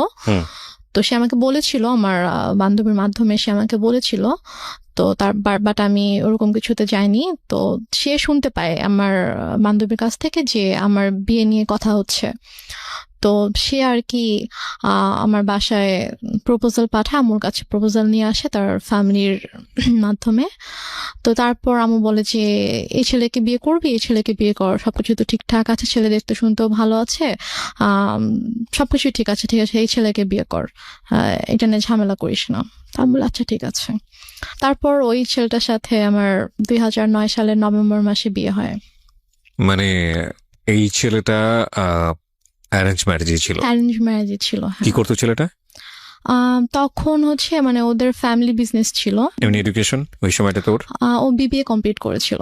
ওকে, আপনি ক্লাস 9 পড়েন? হ্যাঁ। ছেলেটাই বা আপনাকে বিয়ে করলো কেন বা রাজি হলো কেন? I don't know. সে আমাকে পছন্দ করতো, ইভেন আমার আগে থেকে পছন্দ করতো। তো আমাকে আমার বান্ধবীর মাধ্যমে বলেছিল যে ওকে আমার অনেক ভালো লাগে, ওকে একটু বল। তো আমার ফ্রেন্ড আমাকে বলেছিল যে ভাইয়া তোকে পছন্দ করে, তো মানে রিলেশনশিপে যাবি কিনা অথবা এরকম আমাকে বলেছিল। তা আমি বলেছি না, আমি এরকম কোনো কিছুতে যাব না। তো তারপর আর কি সে এবং মানে মাঝে মাঝে হয়তো আমার ফ্রেন্ডের ফোনের মাধ্যমে তার সাথে আমার কয়েকবার কথা হয়েছিল যে আবু মারা যাওয়ার পরে আর কি, যে ভাইয়া তোর সাথে কথা বলতে চেয়েছে। তো তারপর কথা হয়েছে। তো সে আমাকে অনেক পছন্দ করতো। আমারও ভালো লাগতো, আমার যে ভালো লাগতো না সেটা না, কিন্তু আমি আসলে এরকম ভাবে কোনো রিলেশনে যাওয়ানোর মতো অবস্থা ছিলাম না আর কি। তো যাই হোক, নভেম্বরের 28 তারিখে আমার বিয়ে হয়ে যায়। তারপর আমি ঢাকায় চলে আসি, ওরা সবাই ঢাকায় থাকতো। হাজবেন্ডের নাম কি ছিল? ওর নাম ছিল শাহেদ। তো তারপরে আমরা ঢাকায় চলে আসার পরে আর কি আমি, ওদের ফ্যামিলি সবাই ছোট ছিলাম, মানে হচ্ছে ওর যে বড় বোনের, ওরা 3 ভাই 2 বোন ছিল। তো ওর বড় বোনের যে মেয়ে, ও আমার বড় ছিল, মানে আমাদের বাসা সবার ছোট, সেই হিসাবে আমাকে সবাই খুব আদর করতো।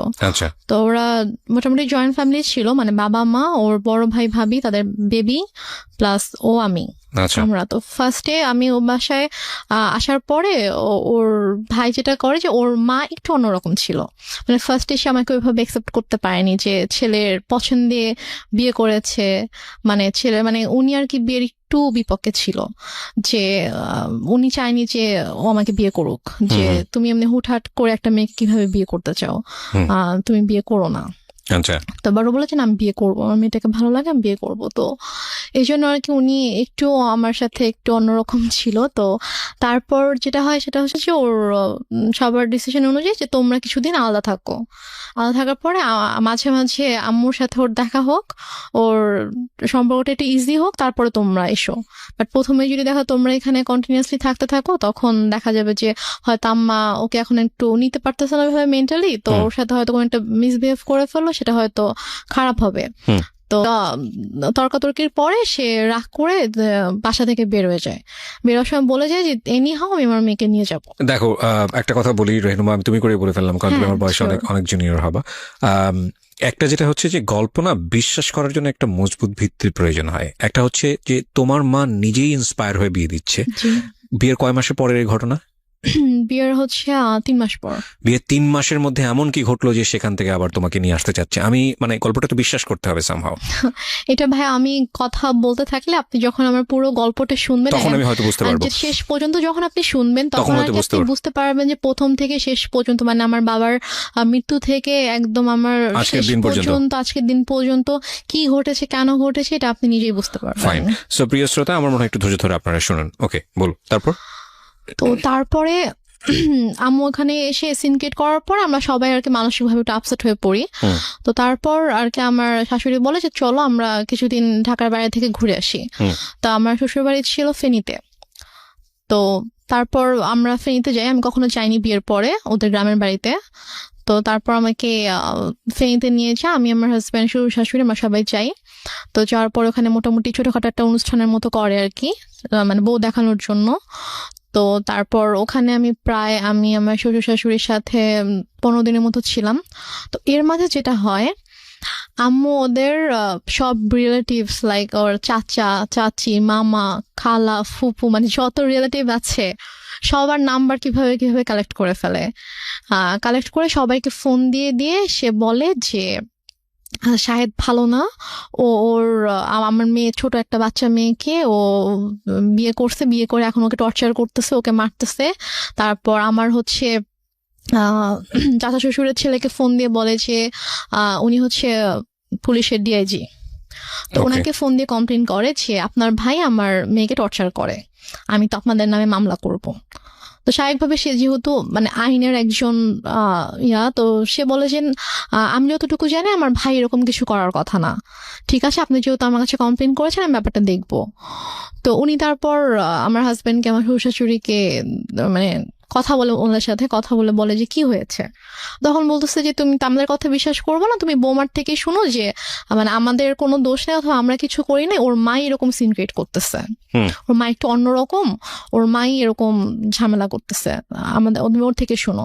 তো ভাই আমার সাথে কথা বলে, বলার পর ভাইয়াকে বলি যে ভাইয়া এরকম কোনো সমস্যা নেই, শাহেদ আমার সাথে কোনো খারাপ ব্যবহার করেনি, আমাকে কখনো মারেনি, আর ওর সাথে আমার অনেক ভালো সম্পর্ক, কিন্তু আম্মু চাচ্ছে না যে আমি ওর সঙ্গে থাকি, এই জন্য আম্মু এরকম সিনক্রিয়েট গুলো করছে, আপনি কিছু মনে করেন না, আমি খুবই সরি আমার মার পক্ষ থেকে। এবং ওদের ফ্যামিলি সবার কাছে আমি খুব মানে সরি বলি যে আমার জন্য আপনাদেরকে এত কিছু সহ্য করতে হচ্ছে। মানে ওদের কাছে কন্টিনিউয়াসলি সবার থেকে ফোন আসতে থাকে, ওদের সব রিলেটিভসরা ওদেরকে ফোন দেয় যে কি তোমরা নাকি বউ আটকায় রেখে বউকে পিটাচ্ছ।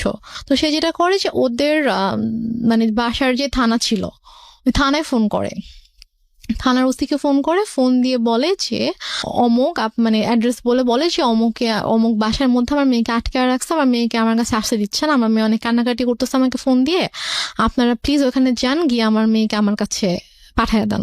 তখন ওরা বলে যে এটা তো অমুক স্যারের বাড়ি, তো স্যারের ফ্যামিলিতে তো এরকম হওয়ার কথা না, আমি আপনার কথা বিশ্বাস করতে পারছি না, ঠিক আছে আমাকে এটা দেখতে হবে। তো উনি দেন আমার ওই যে ভাসুরকে ফোন করে, ডিআইজি যিনি ওনাকে ফোন করে বলে যে স্যার এরকম এরকম একজন ফোন দিয়েছিল, এখন আমি কি করব, আমি কি যাবো আপনাদের বাসায়? তখন বলে যে আমার বাসায় যাওয়ার কোনো দরকার নেই, উনি আমাকে ফোন দিয়েছিল, আমি কথা বলেছি, এরকম কিছু নেই, তুমি চাইলে তুমি যেতে পারো, গিয়ে আমার ভাইয়ের বোর কাছ থেকে শুনে আসতে পারো যে এরকম কিছু হয়েছে কিনা। তো সে বলে না স্যার আমি এটা দরকার মনে করছি না। তো উনি আর আসে না। তো তারপর গিয়ে তো ওই ভাইয়া যখন জানায় আমার হাজবেন্ডকে, তখন ও বলে যে অনেক হয়েছে, মান সম্মান নষ্টের একটা লিমিট থাকে, ফ্যামিলি সবার সামনে তো করেছিল, এখন এখানেও করছে, তো তুমি একটা কাজ করো, যেহেতু মা যেহেতু এত করে চাচ্ছে তুমি ওনার কাছে গিয়ে থাকো, তুমি যাও, তুমি গিয়ে তার কাছে গিয়ে একটু বুঝা বলো যে এরকম কেন করতেছে, তুমি কিছুদিন তার কাছে থাকো, থাকলে হয়তো তার ভালো লাগবে। আচ্ছা, এটা বলে সে? হ্যাঁ এটা বলে। তো বলে সে, ও ঢাকায় ছিল, আমি ফেনীতে ছিলাম, তো ঢাকা থেকে ফেনীতে আসে, এসে আমাকে ঢাকায় নিয়ে দেন একদিন পরে আমাকে সিরাজগঞ্জে দিয়ে আসে আম্মুর কাছে। তো ওই যে আমি গেলাম, আমাকে আম্মু আর আসতে দেয় না, সে আমার হাজবেন্ডকেও আসতে দেয় না, আমাকে বলে যে নিয়ে যাবো। 15-20 দিন ছিলাম, থাকার পর থেকে তো সবাই ফোন দিচ্ছে, শাশুড়ি ফোন দিচ্ছে, শ্বশুর ফোন দিচ্ছে যে ওকে পাঠান, ওকে নিয়ে আসুক। তো তারপর গিয়ে আমি আম্মুর কাছে থাকা শুরু করলাম। তারপর আমার হাজবেন্ডের সাথে অলমোস্ট মানে 3-4 মাসের মতো আমার দেখা হয়নি, কারণ আম্মু না আমাকে যেতে দিচ্ছিল ঢাকায়, না হচ্ছে ওকে আসতে দিচ্ছিল। ও আসতে ছেলে বলতেছিল যে আমার কিন্তু মানে ছোট মেয়ে, ওর কিন্তু 18 বছর হয়নি, নাবালক মেয়ে, আমি কিন্তু তোমার নামে মামলা করে দিব, এই ধরনের কথা বলেন। হ্যাঁ এই ধরনের হুমকি কিন্তু দেয়। যখন আপনাকে বিয়ে দেওয়া হয়েছিল সেই সময়টাতে পেপারে কি মা সাইন করেনি? না, মা সাইন করেনি। বিয়েটা কিভাবে হয়েছিল? বিয়েটা হয়েছিল হচ্ছে বাসায় কাজী এসেছিল, তো কাজী বিয়ে পড়িয়েছিল, মানে সাইনও নিয়েছিল, কাবির নামায় সাইনও নিয়েছিল, তারপর ওখানে 4 জন সাক্ষীও ছিল, কিন্তু মার সাইন ছিল কিনা অথবা করেছিল কিনা সেটা আমার ঠিক মনে নেই, তো মনে হয় না মা সাইন করেছিল। কারণ পরে যখন আমি যখন পেপারস দেখেছিলাম তখন দেখেছি ওখানে জাস্ট সাক্ষীদের সাইন ছিল, আমার আর আমার সাক্ষী হাজবেন্ডের কারা সাইন ছিল? ছিল। সাক্ষী ছিল হচ্ছে ওর 2 জন আঙ্কেল ছিল সাক্ষী, আর আমার পক্ষ থেকে আমার একটা মামা আর আমার একটা ভাইয়া ছিল। ফাইন, এখানে একটা বিষয় জড়িত আছে। ওর ফ্যামিলি থেকে কি লোকজন এখানে এসেছিল? হ্যাঁ। তোর ফ্যামিলির পক্ষ থেকে ওর বাবা মা কেউ সাইন করেনি পেপারে? না, ওর বাবা মা আসেনি বিয়েতে। কেন আসেনি? বাবা মা আসেনি, বাবা তখন অনেক অসুস্থ ছিল, আর ওর মা তো রাগ করেছিল জন্য ওর মা আসেনি। Renuma, this is totally unbelievable, cause অসুস্থ হলে তো বিয়েটা পিছিয়ে যাওয়ার কথা। বিয়েটা অসুস্থ ছিল বলতে উনি হচ্ছে প্যারালাইসিস ছিল, তো উনি তো চাইলেই উনি মুভ করতে পারতো না, বাট ওর মার আসার কথা, বাট ওর মাকে ওরা কোনোভাবেই কনভিন্স করতে পারেনি। ওকে ফাইন, তো ওর ভাই বোন তারপর হচ্ছে ওর আঙ্কেল আন্টিরা সবাই এসেছিল। তো ওই ফার্স্ট রিলেটিভ যে হয় তারই তো সাইন করার কথা ডকুমেন্টসে। দেনমোহর কত ছিল? দেনমোহর আমার ঠিক মনে নাই, সম্ভবত 5 লাখ ছিল। আপনার ফার্স্ট বিয়ে অথচ আপনার দেনমোহরটা মনে নাই, এটা মানুষ কিন্তু সহজভাবে নিবে না, কারণ it's a very sensitive story, that's why I am asking.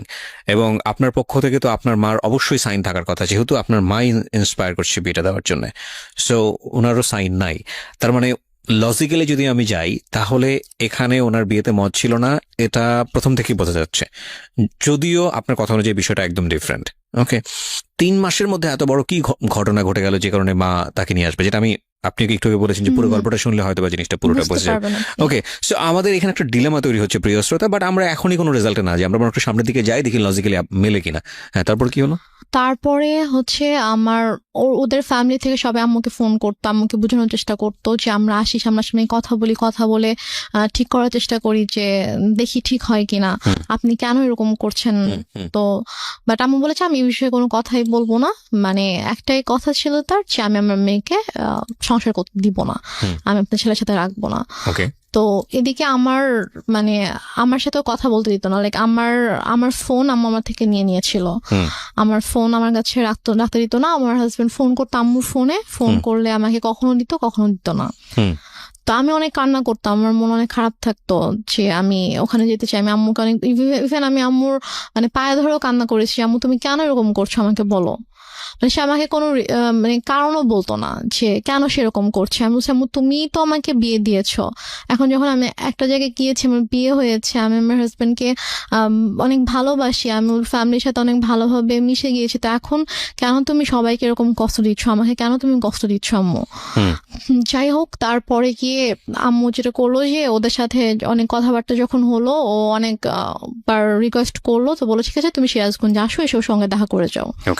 তো দেন আমার হাজব্যান্ড অলমোস্ট 4 মাস পরে আমাদের বাসায় আসে, সিরাজগঞ্জে আসে। তো এসে সে আমার সঙ্গে দেখা করে, তো তখন আম্মুর সাথে কথা বলে। ও আর আমি দুজনে আম্মুর কাছে গিয়ে আম্মুর পায়ের কাছে বসে আম্মুকে বলি যে ও বলে যে আম্মু আপনি কেন এরকম করতেছেন, বলেন আপনি মানে আমি কি কোনো দোষ করেছি অথবা আমার কোনো ভুল হয়েছে যে আপনি কেন ওকে আমার থেকে দূরে রাখতেছেন, আপনি কেন এরকম করতেছেন। আম্মু বলে যে না আমি কোনো কথা শুনবো না, আমি তখন ভুল করছি, আমার বাচ্চা মেয়েকে বিয়ে দিচ্ছি, এখন আমি বুঝতেছি যে আমার ছোট একটা মেয়েকে এভাবে এত কম বয়সে বিয়ে দেওয়া উচিত হয়নি। এখন আমি চাই সে পড়াশোনা করবে, পড়াশোনা শেষ করবে, করে এস্টাবলিশড হবে, দেন সে চাইলে তার পছন্দ অনুযায়ী কাউকে বিয়ে করবে, কিন্তু আমি যেটা ভুল করেছি আমার সেই ভুলটা শুধরাতে হবে। সে ওর সাথে সায়দার সাথে অনেক রুড বিহেভ করে। আপনি কি করেন ওই সময়টাতে? আমি জাস্ট তখন আমি ওকে নিয়ে আমার রুমে চলে আসি, এসে বলি যে তুমি এখান থেকে চলে যাও, এভাবে অপমানিত হওয়ার কোনো মানে হয় না, তুমি চলে যাও, তোমার আশা লাগবে, আমি যদি আম্মুকে বুঝাতে পারি আমি চলে আসবো। আপনাদের আর কোনো আত্মীয়স্বজন ছিল না আশেপাশে যারা আপনাদেরকে বিয়ে দিয়েছে, তারা কোনো স্টেপ নিচ্ছিল না? কেউ তো কিছু জানতো না, আর আপুর সাথে তো আমার টোটালি কথাবার্তা ওরকম কথা হতো না, কারণ আপুকে আম্মু বলেছিল যে আম্মু আমাকে বিয়ে দেয়নি, আমি নিজের ইচ্ছে বিয়ে করেছি, এবং আমি পালিয়ে গিয়েছিলাম, সেখান থেকে আম্মু আমাকে নিয়ে এসে আমাকে বিয়ে দিয়েছে। ওই জন্য আপু রাগ করে আমার সাথে কথা বলতো না আর কি। আর আমি যে তারপরও যে আমি কারো কাছে হেল্প চাইবো অথবা ফোন করবো, এটা আমার ছিল না। আমি যে কোথাও একা একা বাসা থেকে বের হয়ে আমি যে কারো কাছে একটা যাবো, গিয়ে যে আমি খুলে বলবো ঘটনা, অথবা আমি যে বাসা থেকে পালিয়ে চলে যাবো ঢাকায়, ওইরকম তখন হয়তো আমি অনেক ছোট ছিলাম, ওইরকম কোনো সাহস আমার ছিল না, অথবা আমি যে মানে যাবো এরকম কোনো একটা সিচুয়েশন ছিল না। কারণ আমার বেসিক্যালি যে আমার হাজবেন্ড কিছু করেনি, সেটা হচ্ছে যে ওরা খুব ভালোভাবে বুঝে গিয়েছিল যে আম্মুর সাথে যদি ওরা লাগতে চায়, ঝামেলা করতে চায়, তাহলে ওরা অনেক ভালোভাবে ঝামেলায় পড়বে, কারণ আম্মুদেরকে ভালোভাবে পেঁচাবে, ঝামেলায় ফেলবে। তো সবকিছু মিলিয়ে ঝামেলা প্লাস মান সম্মানের জন্য আর কি ওরা আম্মুর সাথে খুব বেশি সিন, অথবা আমাকে এসে যে জোর করে নিয়ে যাবে এরকম কিছু ওরা আম্মুর সাথে করতো না, কারণ করলে এটা হয়তো ব্যাড একটা ইফেক্ট পড়তো ওদের উপরে। তো এই কারণে আর কি ওরা করতো না। তো তারপরে গিয়ে যেটা হয় সেটা হচ্ছে যে আম্মু ওকে ভাবে বলে যে ঠিক আছে, মানে আম্মু যখন দেখছে যে না ওরা বারবার ট্রাই করছে যে নেওয়ার জন্য ট্রাই করছে আমাকে, তো তখন আম্মু ওকে একটা শর্ত দেয়, আমার হাজব্যান্ডকে একটা শর্ত দেয়, এবং আমার আম্মু জানে যে এই শর্তটা কখনোই ও মানবে না। শর্তটা ছিল হচ্ছে যে ও বলে যে তুমি যদি রেনুমাকে নিয়ে থাকতে চাও তাহলে তোমাকে আলাদা থাকতে হবে।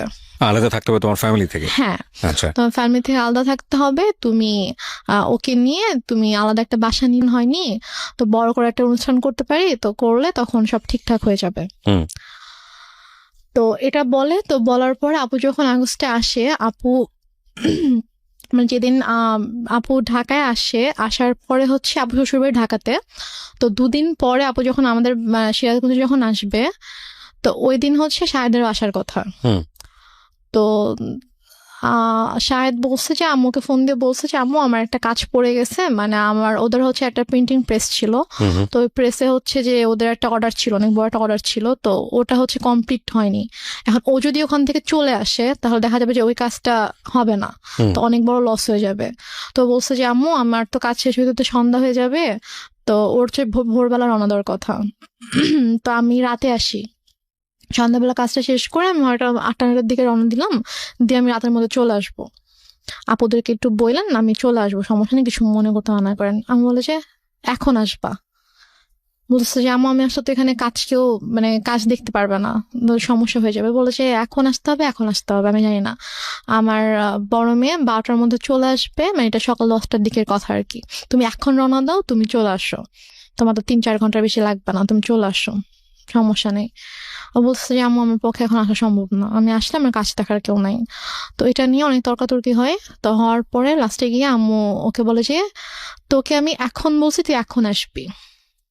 রেগে যায় আর কি? রেগে যায়, আম্মু রেগে ওকে তুই তো করে শুরু করে, বলে যে তোকে আমি বলছি তুই এখন আসতে হবে। ওর এটা নিয়ে খুব মানে হয়, ওর ইগোতে লাগে যে তোমার শাশুড়িকে আমাকে তুই করে কথা বলবে। তো বলে যে আম্মু আমি যাবো না। বলছে তুই যদি এখন না আসিস, এখন যদি রওনা না দিস, তুই যদি এখন না আসিস তাহলে তুই জীবনও এখানে আসবি না, তুই ভুলে যা আমার মেয়েকে, জীবনও আসতে পারবি না, আমি তোদের রিলেশন জীবনও ঠিক করবো না, তুই আসবে জীবনে আসতে পারবে না। তো বলছে যে আম্মু মানে এটা তো বুঝতে হবে, আমার সমস্যাটা যদি আপনি না বুঝেন তাহলে তো আমার কিছু করার নেই। তো তারপরও মানে ও চেষ্টা করে বুঝাইতে, বাট আম্মু বলেছে না এনিহাও আসতে হবে। তো বলেছে আমার পক্ষে সম্ভব না আসা। তো যাই হোক ও ফোনটা রেখে দেয়। তো আপুরা চলে আসে। তো আপুরা আসার পরে আপুদেরকে যেটা বলে সেটা হচ্ছে যে ও বলছে যে আপনার মেয়ে আসছে, তো আমি কি করব, আমার কেন যাইতে হবে, আমি যাইতে পারবো না আপনার মেয়ের সাথে দেখা করতে। আপনার বড় মেয়েকে বললেন তার যদি আমার সাথে দেখা করতে হয় সেজন্য আমার বাসায় এসে আমার সঙ্গে দেখা করে, বাট এটা কিন্তু ও বলেইনি। তারপরে গিয়ে বলে যে আপু এটা শুনে খুব হার্ট হয় যে কেন এটা বলবে, আমাদের ছোট, ওকে আমরা নিজেরা ডাকলাম যে হ্যাঁ আম্মু ওকে আসতে বললো, আমরা ওর সাথে দেখা হয়নি, ওর সাথে দেখা করব, তো ওর ফ্যামিলির সাথেও দেখা করব, তো কেন এভাবে রিয়াক্ট করছে। তো তারপরে গিয়ে বলে যে হ্যাঁ তোমাকে তো বলছিলামই ছেলে ভালো না, ছেলের মা ভালো না, ছেলে এরকমই, দেখছো কিরকম বেয়াদব। মানে আম্মু এটা করছে হচ্ছে সম্পূর্ণ ইচ্ছাকৃত ভাবে। ফার্স্টে ওকে ঠিকঠাক করছে, ওর সাথে সম্পর্কটা ঠিক করছে, ঠিক করে ও আসছে। তারপর যেদিন আসবে, মানে আসলে আপুর সাথে দেখা হলে তো সবকিছু নর্মাল হয়ে যেত, এবং হয়তো আপুর সাথে সম্পর্কটা যদি নর্মাল হয়ে যেত, তখন যদি আমি শ্বশুরবাড়িতে চলে যেতাম তখন হয়তো আপুকে ডিটেল ঘটনাটা বলতে পারতাম যে আসলে ব্যাপারগুলো কিন্তু এতদিন এভাবে ঘটেছে। আম্মু আসলে এটা চাইনি যে আমাদের সম্পর্কটা স্বাভাবিক হোক এবং আপুর সাথে ওর সম্পর্কটা স্বাভাবিক হোক। ওকে। তো ইচ্ছাকৃতভাবে আম্মু এরকম সিনক্রেটটা করেছে। তো আপু ভাইয়া তো অনেক রেগে গেল। রেগে যাওয়ার পরে বলতেছে যে ঠিক আছে, বাদ দেন, এই ছেলের সাথে আসলে দরকার নেই, সংসারের দরকার নেই, ওকে ইয়া করেন, ডিভোর্স পেপার পাঠায় দেন। বাট আপনি তখন কি বলছিলেন? আমি তখন বলছি যে আমি তো ডিভোর্স দিব না। আমাকে ভাইয়া জিজ্ঞেস করছে যে তুমি কি বলো। আমি বলছি আমি ডিভোর্স দিব না, কি করবা। আমি বলছি আমি ওখানে যাবো, আমি ওদের বাসায় যাবো। তো বলছে যে আম্মু তখন বলছে যে দেখছো কিরকম নির্লজ্জ মেয়ে, এইভাবে নিজের বোন ভাই মাকে অপমান করছে ওর জামাই, আর ও এরকম জামাইয়ের সাপোর্ট করে কথা বলছে, এখন ওখানে যেতে চাচ্ছে, কত বড় খারাপ মেয়ে, নির্লজ্জ মেয়ে, এগুলো বলছিল আর কি। তো তারপর গিয়ে ভাইয়া বলে যে তুমি কেন যেতে চাও, যে তোমার ভাই আপুকে অসম্মান করছে। এখন আমি মানে বলতে নিচ্ছিলাম যে ব্যাপারটা কিরকম হয়েছে, বাট আমি আম্মুর ভয় বলতে পারছিলাম না, যে আমি যদি বলতাম যে ঘটনাটা এরকম হয়েছে তখন আম্মু তো এটা নিয়ে অনেক সিনক্রেট করতো। তো দেন আর রাতের বেলা আপু বলছে যে, আমি ভাবছি যে রাতের বেলা যখন ঘুমাতে যাবো, আম্মু যখন ঘুমিয়ে যাবে, তখন আমি আপুকে গিয়ে বলবো যে আপু ঘটনাগুলো কিন্তু এরকম এরকম হয়েছে, তুমি ওকে ভুল বুঝো না, তুমি ব্যাপারটা প্লিজ সলভ করো, আমি এটা বলতে চেয়েছি। তো তারপর রাতে যখন আপুকে বলেছি আপু আমি তোমার সাথে ঘুমাবো, বলছে আচ্ছা ঠিক আছে। তো আম্মু যেটা বলে যে তোমরা 2 বোন ঘুমাবা, চলো আমরা 3 জন একসাথে ঘুমাই। কারণ আম্মু হয়তো বুঝতে পেরেছে যে আমি যদি আপুকে কিছু বলে দেই, রাইট রাইট, ওকে। তারপর বলে যে আমি তোমাদের সাথে ঘুমাবো। পরে আমি বলছি যে না, আমি আর আপু ঘুমাবো রুমে, আর খাটে তো 3 জনের জায়গা হবে না। তো আপুর তখন বেবি ছিল 2টা। তো আপুর যে বড় বেবিটা, ওর বয়স ছিল 2.5 বছর, তো ওর বাবার সাথে ঘুমাবে আর কি। তো আমি বলছি যে আমি আর পিচি বাবুটা আর আপু ঘুমাবো, তো বেডে তো জায়গা হবে না। সমস্যা না, আমি ফ্লোরে ঘুমাচ্ছি, তোমরা 2জনই শুধু গল্প করবা, মাকে নিবা না গল্পে, মানে সেরকম বলতেছে। তো পরে এখন ওখানে তো আর মানা করার কিছু নাই, সেভাবে বলছে। আপু বলছে ঠিক আছে আসো, সমস্যা নেই, আসো ফ্লোরে ঘুমাও। তো সে ফ্লোরে বেড করছে, আমি আপুকে বলতে পারলাম না, যে যেটা বলতে চেয়েছি বলতে পারলাম না। তো তারপর আমি অনেকবার চেষ্টা করেছি, আপু যে কয়দিন দেশে ছিল, আপু আমাদের বাসায় 2 দিন ছিল, তো ওই 2 দিনেও পারিনি। তারপর আপু যাওয়ার আগে যখন আমি ঢাকা এসেছিলাম আম্মুর সাথে, আপু শ্বশুর বাড়িতে, তখন আমি বলার চেষ্টা করেছি, আমি সুযোগ পাইনি, মানে আম্মু আমাকে সুযোগটা দেয়নি যে আপুর সাথে একা কোনোভাবে কথা বলবো, ওই সুযোগটা দেয়নি। ঢাকায়ও যখন আমরা ঘুমিয়েছি, আম্মু আমাকে নিয়ে ঘুমিয়েছে একটা রুমে, আপুর সাথে যখন দিনের মধ্যে স্বাভাবিকভাবে ওরা অনেক বিজি ছিল, তারপর আমি ট্রাই করেছি, সুযোগও পেয়েছি অনেক, বাট আম্মু কোনো না কোনো ভাবে আমাকে কথা বলতে দেয়নি আর কি। তো আমি যাই হোক, আমি কথা বলতে পারিনি। তো আপু চলে গেল। আপু চলে যাওয়ার পরে এটা হচ্ছে 2012 সালে আপু সেপ্টেম্বরের দিকে চলে গেল। তো যাওয়ার পরে ওর সাথে ওই আগস্ট থেকে কিন্তু আমার আবার কোনো যোগাযোগ নেই। তো হঠাৎ করে 2013 সালের এপ্রিলে হঠাৎ করে আমার কাছে ফোন আসে যে আমার শ্বশুর অনেক অসুস্থ, উনি হসপিটালে ভর্তি, এবং ডক্টর বলেছে যে হয়তো 2-1 দিনের মধ্যে, মানে আইসিইউতে ছিল, যে 2-1 দিনের মধ্যে হয়তো সে আর ইয়া করবে না। তো উনি নাকি যখন মানে অসুস্থ হয়ে যায়, আইসিইউতে যাওয়ার আগে নাকি উনি বলেছে যে মানে আমাকে দেখতে চায়, আমার কথা বলেছে যে ওকে একবার দেখতে চাই, ওকে একটু নিয়ে আসো। তো এই জন্য ওরা আবার ওদের বাবাকে প্রচন্ড ভালোবাসতো আর কি। তো ওরা সবাই আম্মুকে ফোন দিয়ে মানে এটাও বলছে, আন্টি আপনার পায়ে ধরি, প্লিজ আপনি ওকে পাঠান, ওকে আব্বু দেখতে চাইছে। তো আম্মু কোনোভাবে রাজি হয় না। আমি অনেক কান্নাকাটি করে, আম্মু প্লিজ যেতে দাও। আমার শ্বশুর আমাকে অনেক আদর করতেন, মানে আমি ওনাকে বাবা ডাকতাম, আমার আব্বুকে আমি বাবা ডাকতাম। তো উনি আমাকে খুবই আদর করতো। তো আমি যখন শুনি যে এরকম অসুস্থ, আমার খুবই খারাপ লাগে। এবং আমার বাবা মারা যাওয়ার পর থেকে আমি যে কদিনই ওনার সাথে ছিলাম, আমার কাছে জাস্ট মনে হয়েছে যে এটা আমার বাবা।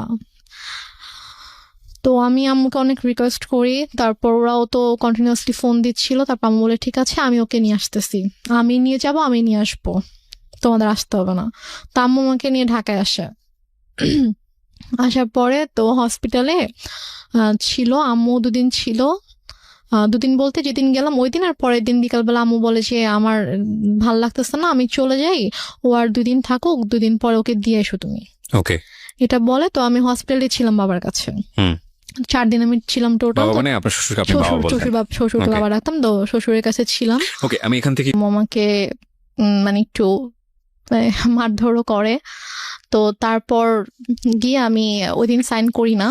তো তারপর গিয়ে তার কয়েকদিন পরে হঠাৎ করে আম্মু বলে যে সকালবেলা বলছে যে চলো এক জায়গায় যেতে হবে। তো আমি বললাম কোথায়? চলো গেলে দেখতে পাবা। তো গিয়েছি, তো যে দেখি যে একজন হচ্ছে লয়ার, তো ওনার বাসা আর কি। জি। তো ওনার বাসায় গিয়েছি, তো ওনার বাসায় দেখি ওই লয়ারটা আছে, সাথে আরেকজন লোক আছে।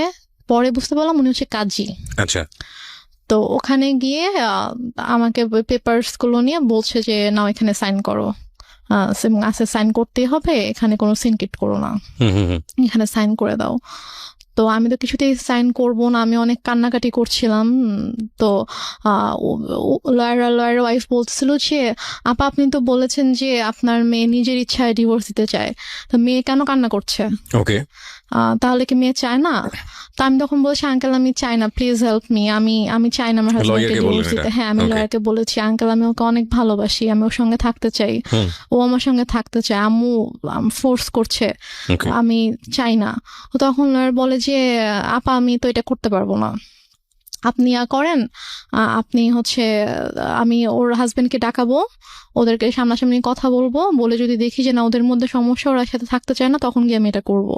তার আগে আমি তো আপনার কথা শুনে বিশ্বাস করে ফেলেছিলাম যে আসলেই ছেলে ভালো না, বাট মেয়ের অবস্থা দেখে তো আমি এখন বুঝতে পারছি যে না আসলে আপনি মিথ্যা বলেছেন। সে বলে যে আমি আপনাকে টাকা দিচ্ছি, আপনি আমার কাজ করবেন। সে বলে আপা আমি এটা করতে পারবো না। তো এটা নিয়ে আম্মু ওনার সাথে অনেক তর্কাতর্কি করার পর এক পর্যায়ে উনি বলে যে দেখেন আমার মেয়ে ছোট ছিল, ও কিছু বুঝতেছে না, ওকে কিভাবে বুঝাইছে, ছেলেটা এরকম ভালো না, আপনি প্লিজ করেন, এটা করেন। আর আপনি ইমোশনাল কেন হচ্ছেন, এটা আপনার কাজ, আমি আপনাকে টাকা দিয়েছি কাজটা করার জন্য, সো আপনি কাজটা করেন। তো এখন লয়ার বলল ঠিক আছে। তো তারপর আমাকে অনেক বুঝাইলো যে দেখো যেহেতু এখন যাচ্ছে না, এখন কি করবা? তো লয়ার ওয়াইফ এসে আমাকে বলতেছে যে এখন মার কথা শুনতে হয়, মা যেহেতু বলছে, মা তো তোমার ভালোর জন্যই কিছু বলতেছে, মা তো তোমার খারাপ চাইবে না, তুমি হয়তো বুঝতে পারছো না, তুমি ছোট মানুষ, বাট তোমার আম্মু তো বুঝবে, সো থাক এরকম করো না, তুমি করো, সাইন করে দাও। দেন আমি সাইন করি, লয়ারের কিছু পেপারস ছিল, তারপর ওই কাজে যিনি এসেছিলেন তিনি ওনার কাছে কিছু পেপার ছিল, ওই কাজীটা ছিল হচ্ছে যে মানে আমাকে বিয়ে পড়িয়েছিল ওই কাজীটা ছিল। তো দেন উনি আমাকে বলতেছিল যে উনি আম্মুকে বলছিল যে আমি তো বিয়ে পড়িয়েছিলাম, হ্যাঁ, তো এর মাঝে এমন মানে কি সমস্যা হয়ে গেল, আবার আমি কিছু বুঝতে পারছি না, আবার এখন ও ওইভাবে কান্না করছে, মানে আমি তো আসলে কিছুই বুঝতে পারছি না। তা আম্মু ওনাকে একটা ধমক দিয়ে বলছে আপনাকে তাতে কিছু বুঝতে হবে না, আপনাকে আমি পে করে আনছি, আপনার যেটা কাজ আপনি কাজ শেষ করে এখান থেকে চলে যান, এটা আমার পার্সোনাল ম্যাটার। তো তারপর যাই হোক ওখানে আমি এক পর্যায়ে আমি সিগনেচার করে দিই, করে আমরা বাসায় চলে আসি। তো বাসায় চলে আসার পরে আম্মু ওকে পেপারস গুলো তো অফিসিয়ালি পাঠিয়ে দেওয়া হয় শাহেদের কাছে। তো শাহেদ যখন পেপারস হাতে পায়, তখন শাহেদ আম্মুকে ফোন করে যে আম্মু এসব কি, এটা কেন? মিনিংটা হচ্ছে finally you sign the papers? হ্যাঁ, আমি পেপার সাইন করি। ওকে। তো তারপর শাহেদ যখন আমাকে ফোন করে যে আম্মু পেপার শেষে, আমি তো ওকে ডিভোর্স দিতে চাই না, আমি তো সাইন করবো না। তো বলেছে যে না তোমাকে তো তুমি সাইন করো, তোমাকে সাইন করতে হবে, তো তোমাকে ডিভোর্স দিয়ে দিয়েছে। বলছে আমি ওর সাথে কথা বলতে চাই, ও আমাকে ডিভোর্স দিতে পারে না, আমি জানি ও আমাকে ডিভোর্স কখনোই দিবে না। তো বলে যে ওর সাথে কথা বলা যাবে না, আর আসলে ব্যাপারটা কি তোমাকে এখন কিভাবে বলবো নিজের মেয়ের কথা, এখন ওর তো অন্য একটা ছেলের সাথে রিলেশন আছে। এটা আপনার মা বলে? হ্যাঁ, আমার মা ওকে বলে রিলেশন আছে এবং তাকে বিয়ে করতে চায়। এটা কি আপনি সামনে থেকে শুনেছেন নাকি? হ্যাঁ, আমার সামনেই কথা বলতেছিল, বলছে যে ও তো বিয়ে করতে চায়। আমি জাস্ট মানে অবাক হয়ে মার দিকে তাকিয়েছিলাম, বাট আমি কিছু বলতে পারছিলাম না, আমার চোখ দিয়ে পানি পড়ছিল যে মানে কিভাবে পারছে। এখানে আমার একটা প্রশ্ন আছে, সেটা হচ্ছে যে আপনি এতটাই যদি নমনীয় বা সফট হবেন, তাহলে আপনি কিভাবে সাহস করেন যে আপনি রেডিওতে এসে এই গল্পটা আজকে লাখ লাখ মানুষকে বলবেন? মানে আপনি তখন কেন প্রতিবাদ করেননি? আপনার প্রতিবাদের যেই মানে বলতে পারি আমরা যেই স্পিডটা আমরা এখন দেখতে পাচ্ছি, লাখ লাখ মানুষকে জানিয়ে দেবার নিজের পরিবারের গল্প, সেখানে ওখানে একটু সামান্য সাহস করলেই তো হতো, একটু লাউডলি চিল্লালেই তো বুঝতে পারতো পাশ থেকে শাহেদ যে না, আমার স্ত্রী আমার পক্ষে আছে। সেটুকু সাহস কি ফ্যামিলিতে ছিল না? সেটুকু সাহস আসলে আমার তখন ছিল না। এবং আমার এর পরের ঘটনায় যেটা শুনলে আপনি যেটা বুঝতে পারবেন যে তখন আমি যেই স্টেপটা নিয়েছিলাম অথবা তখন আমার মধ্যে যে পরিবর্তনটা এসেছিল, যে চিন্তাধারার যে পরিবর্তনটা এসেছিল, সেটা যদি আমার ওই মুহূর্তে আসতো তাহলে যে আমার আম্মু আমার সাথে এত কিছু করতে পারতো না। এবং আমার Exactly. এটা কিন্তু একটা ইন্টারেস্টিং বিষয় প্রিয় শ্রোতা। পরিবারের যে সদস্যরা সাধারণত মুখ বুজে থাকে, কথা বলতে পারে না বা প্রতিবাদ করা উচিত সেটা বোঝে সে পারে না প্রতিবাদ করতে, এরা কিন্তু ধীরে ধীরে ধীরে ধীরে এমন একটা পর্যায়ে চলে যায় এবং এমন ভাবে আউটব্রাস্ট করে যখন আসলে আপনি চিন্তাও করতে পারবেন না ওর আউটব্রাস্টটা কতটা ভয়ানক হতে পারে। ওর ক্ষেত্রেও হয়তো বা বিষয়টা সেরকমই হয়েছে। হ্যাঁ, তো আমি তখন আমার আম্মুকে কিছু বলিনি, কারণ আমি এতটাই আপসেট ছিলাম যে আমি জাস্ট মানে বুঝে উঠতে পারছিলাম না যে আমার মা কেন আমার সাথে এরকম করছে, আমি কি এমন করেছি। তো তারপরে আমার জুলাই মাসে 2013 সালে জুলাই মাসে আমার ডিভোর্স হয়ে যায় অফিসিয়ালি। ওকে। তো তারপর জুলাইয়ের পর থেকে আর কি আমার মা আমাকে ধীরে ধীরে বলে যে মানে আমার যে কিছু গহনা ছিল সেগুলো তো আমার মায়ের কাছেই ছিল, সেগুলো আমার মায়ের আলমারিতে ছিল। বাট আমার আব্বু আমাদের নামে কিছু মানে আমার বোনের নামে কিছু প্রপার্টি রেখে গিয়েছিল আর কি। তো সেগুলো থেকে আমার যে অংশ ছিল সেখান থেকে সেগুলো আমার বলে যে আমার একটা দরকার আছে, আমি একটা সমস্যা পড়েছি, তো আমার প্রপার্টিটা আমার নামে প্রপার্টি দেখাইতে হবে একটা অফিসিয়াল কাজের জন্য। তো আমার নামে তো ওরকম কিছু নাই, মানে শহরে ওরকম কিছু নাই, তো তুমি তোমার যে শহরের জমিটা আছে তুমি তোমার অংশটুকু আমার নামে তুমি অফিসিয়াল একটু লিখে দাও, দেন আমি এবার তোমাকে ব্যাক করে দিব। ওকে। তো আমি ভেবেছি হয়তো সত্যি কোনো সমস্যা হয়েছে, এই জন্য হয়তো চাচ্ছে। আমার আসলে মানে আমি বুঝে উঠতে পারিনি যে এটার মাঝে যে কি ছিল, এটা কেন আম্মু এরকম করছে। তো আমি সরল বিশ্বাসে আমি লিখে দিই। আম্মু আমাকে পেপারস নিয়ে আসে, কিছু স্ট্যাম্প নিয়ে আসে, তো স্ট্যাম্পে আমি সিগনেচার করে দিই। তো নিয়ে আসার পর একদিন আবার রেজিস্ট্রার অফিসেও যেতে হয়, তো ওখানে কেউ কিছু সাইন করতে, ওখানে সাইন করে দিই। আম্মু আমাকে বলেছে কয়েক মাস পর ওটা আবার আমার নামে দিয়ে দিবে। এটা হচ্ছে 2013 সালের সেপ্টেম্বরের মিডলের দিকে ঘটনা। তো আমার শহরে যে জায়গাটা ছিল ওটা অলমোস্ট 20 লাখের মতো ছিল, ওইটার প্রাইস ছিল। তো তারপর আমুটা নিয়ে নেয়, আমার জুয়েলারি তো আমুর কাছেই ছিল। তো তারপর হঠাৎ করে একদিন আমার হাতে একটা রিং ছিল, যেটা আমার বিয়ের রিং ছিল। তো আমাকে একদিন হঠাৎ করে বলছে যে তুমি তোমার তো ডিভোর্স হয়ে গেছে, তুমি কেন এই রিং এখনো পরে আছো। তা আমি বলছি এটা আমি সবসময় পরে থাকবো, এটা আমার কাছে থাকবে। বলছে এটা আমাকে দাও। আম্মু প্রায় মানে ঝাঁপিয়ে পড়ে আমার হাত থেকে জোর করে রিংটা নিয়ে যায়। এবং আমার শ্বশুর বাড়ি থেকে আমাকে যে গহনাগুলো দেওয়া হয়েছিল সেগুলো আমার মায়ের কাছেই ছিল। তো তারপর নিয়ে যায়, তারপর হচ্ছে আমার কাছ থেকে আমার যে জমি ছিল শহরে যেটা ছিল ওটাও নিয়ে যায়। তারপর আমার দাদুর বাড়িতে আমাদের নামে যেটা ছিল মানে আমার নামে আলাদা করে যেটা ছিল সেটাও আম্মু হঠাৎ করে একদিন বলে যে আমার কিছু টাকা দরকার, তো ওইটা তোমার চাচার কাছে সেল করে দিব, তোমার চাচার সাথে কথা হয়েছে, উনি আমাকে ক্যাশ দিবে, তো ওনাকে তোমার ওই জমিটা ওনার নামে লিখে দিতে হবে। লিখে দিলে উনি আমাকে ক্যাশ দিবে, আমার কিছু ক্যাশ দরকার। আমি সেটাও মানা করি না, আচ্ছা ঠিক আছে। আমি গিয়ে ওখানে আমার দাদুর বাড়ি ওখানকার রেজিস্টার অফিসে গিয়ে ওখানে সাইন করে দিই, আমার চাচা তাকে ক্যাশ দেয়, তারপর চলে আসি। তো বলা যায় তখন থেকে আমার কাছে কিছুই নেই, লাইক আমার নামে কোনো জায়গা জমি টাকা পয়সা কোনো গহনা কিছুই নেই আমার কাছে। আমি একদমই মানে নিঃস্ব হয়ে গেছি বলা চলে। আর আমি পড়াশোনাও করতাম না, কারণ আমি পড়াশোনা করার মতো মানসিক অবস্থায় ছিলাম না। আর আপুর কাছ থেকে আম্মু পার মান্থ অনেক বড় একটা অ্যামাউন্ট নিত আমার স্টাডি পারপাস, যে ওর জন্য 3টা টিচার রাখা হয়েছে। এটা আপনার বড় বোনের কাছ থেকে নিত? হ্যাঁ, বড় বোনের কাছ থেকে নিত।